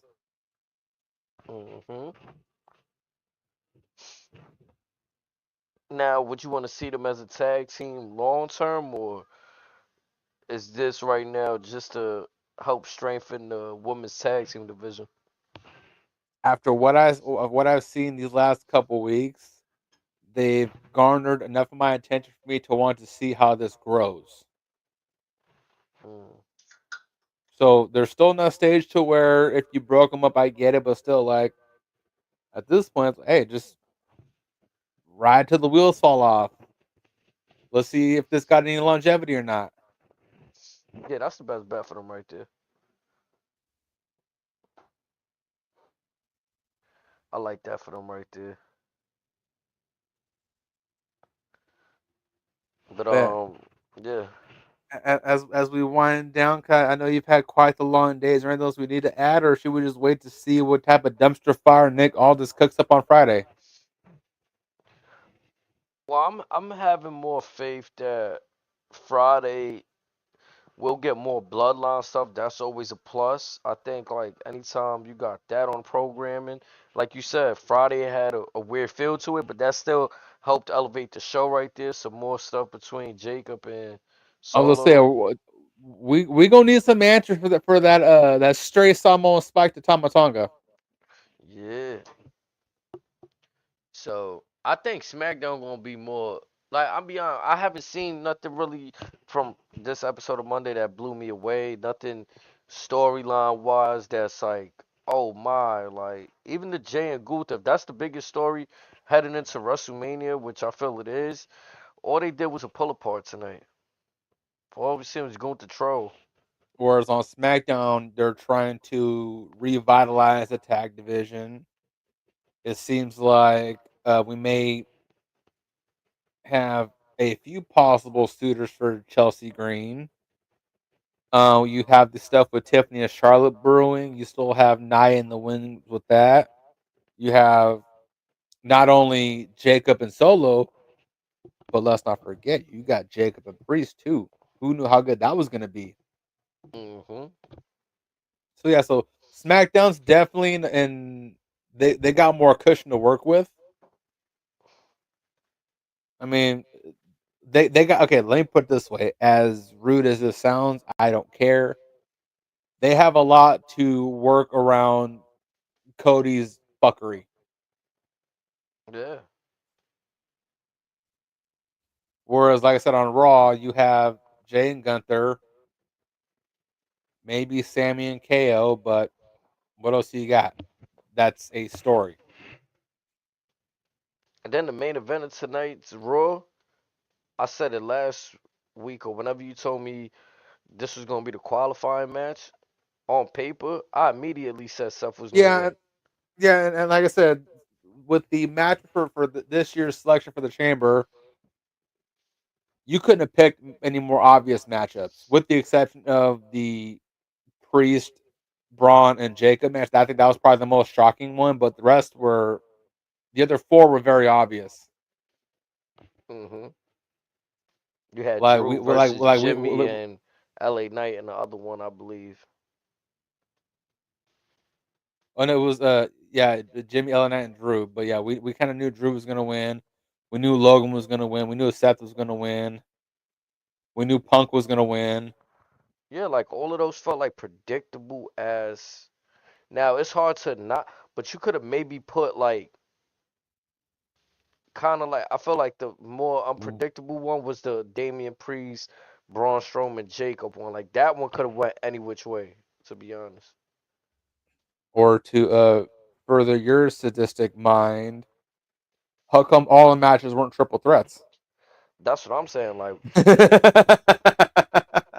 we had a few. The ones on Raw was singles matches, but the ones on SmackDown triple threats. Which was strange.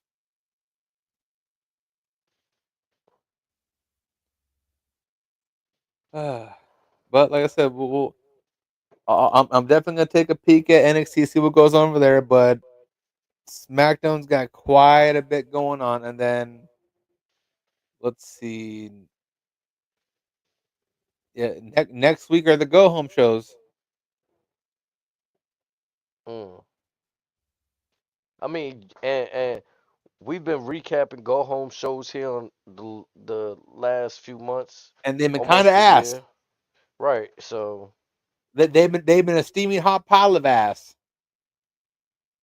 mm, I will be attending, like I said, the Raw Go Home for Mania. I got high hope for that one. I'll also be attending the AEW Go Home for Revolution.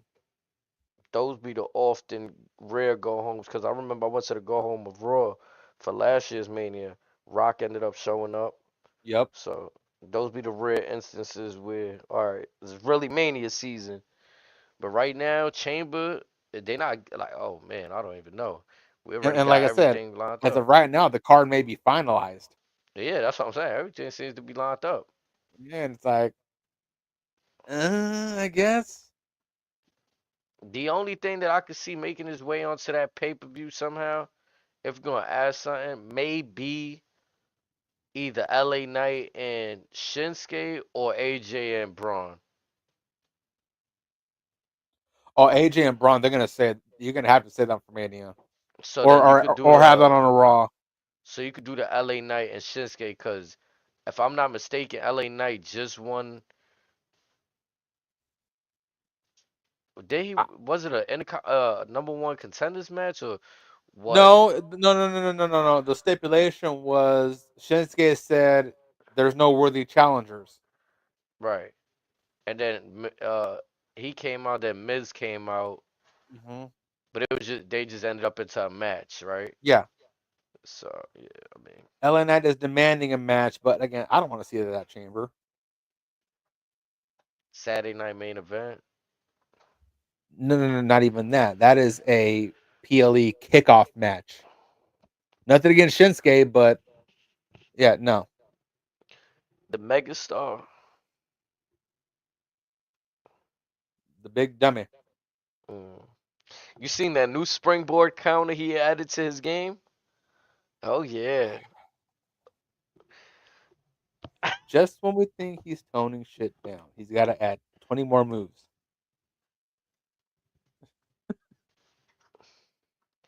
My He, he's boy, determined. He's that determined to shit be was like crazy. Cody. If I seen you 5 times, I'm stealing your moveset. The shit he be doing though be low key risky. Like He too it's damn like, big for that shit. His yeah, body don't move like that. man did a box jump to the top rope when the Miz threw him to the corner, and then If the man was 30 to 50 pounds lighter, okay, I get it. But as big as he is, ain't no. yeah, he's showing off his hops, ain't? Yeah, and how many times does he got to get up there and get try to jump right back in the same instance? And then you got two moves that's like that though. That's what's crazier.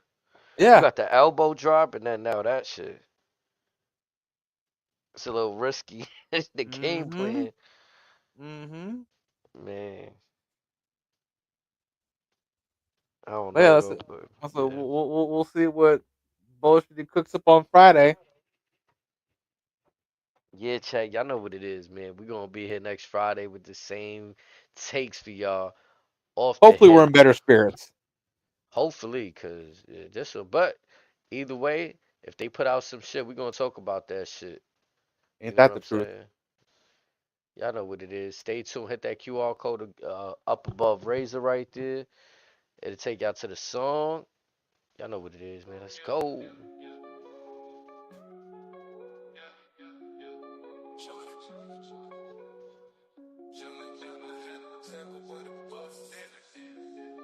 Chilling at the head of the table where the bosses sit, stunning everything in sight, whether it's in the bloodline or corporate. Walk me out, they laid a big smile, no handcuff by officers. Hold on, wait, I think they lost the script, we got some shooters. It's off the hip, yeah. Oh, chilling at the head of the table where the bosses sit, stunning everything in sight, whether it's in the bloodline or corporate. Walk me out, they laid a big smile, no handcuff by officers. Hold on, wait, I think they lost the script, we got some shooters.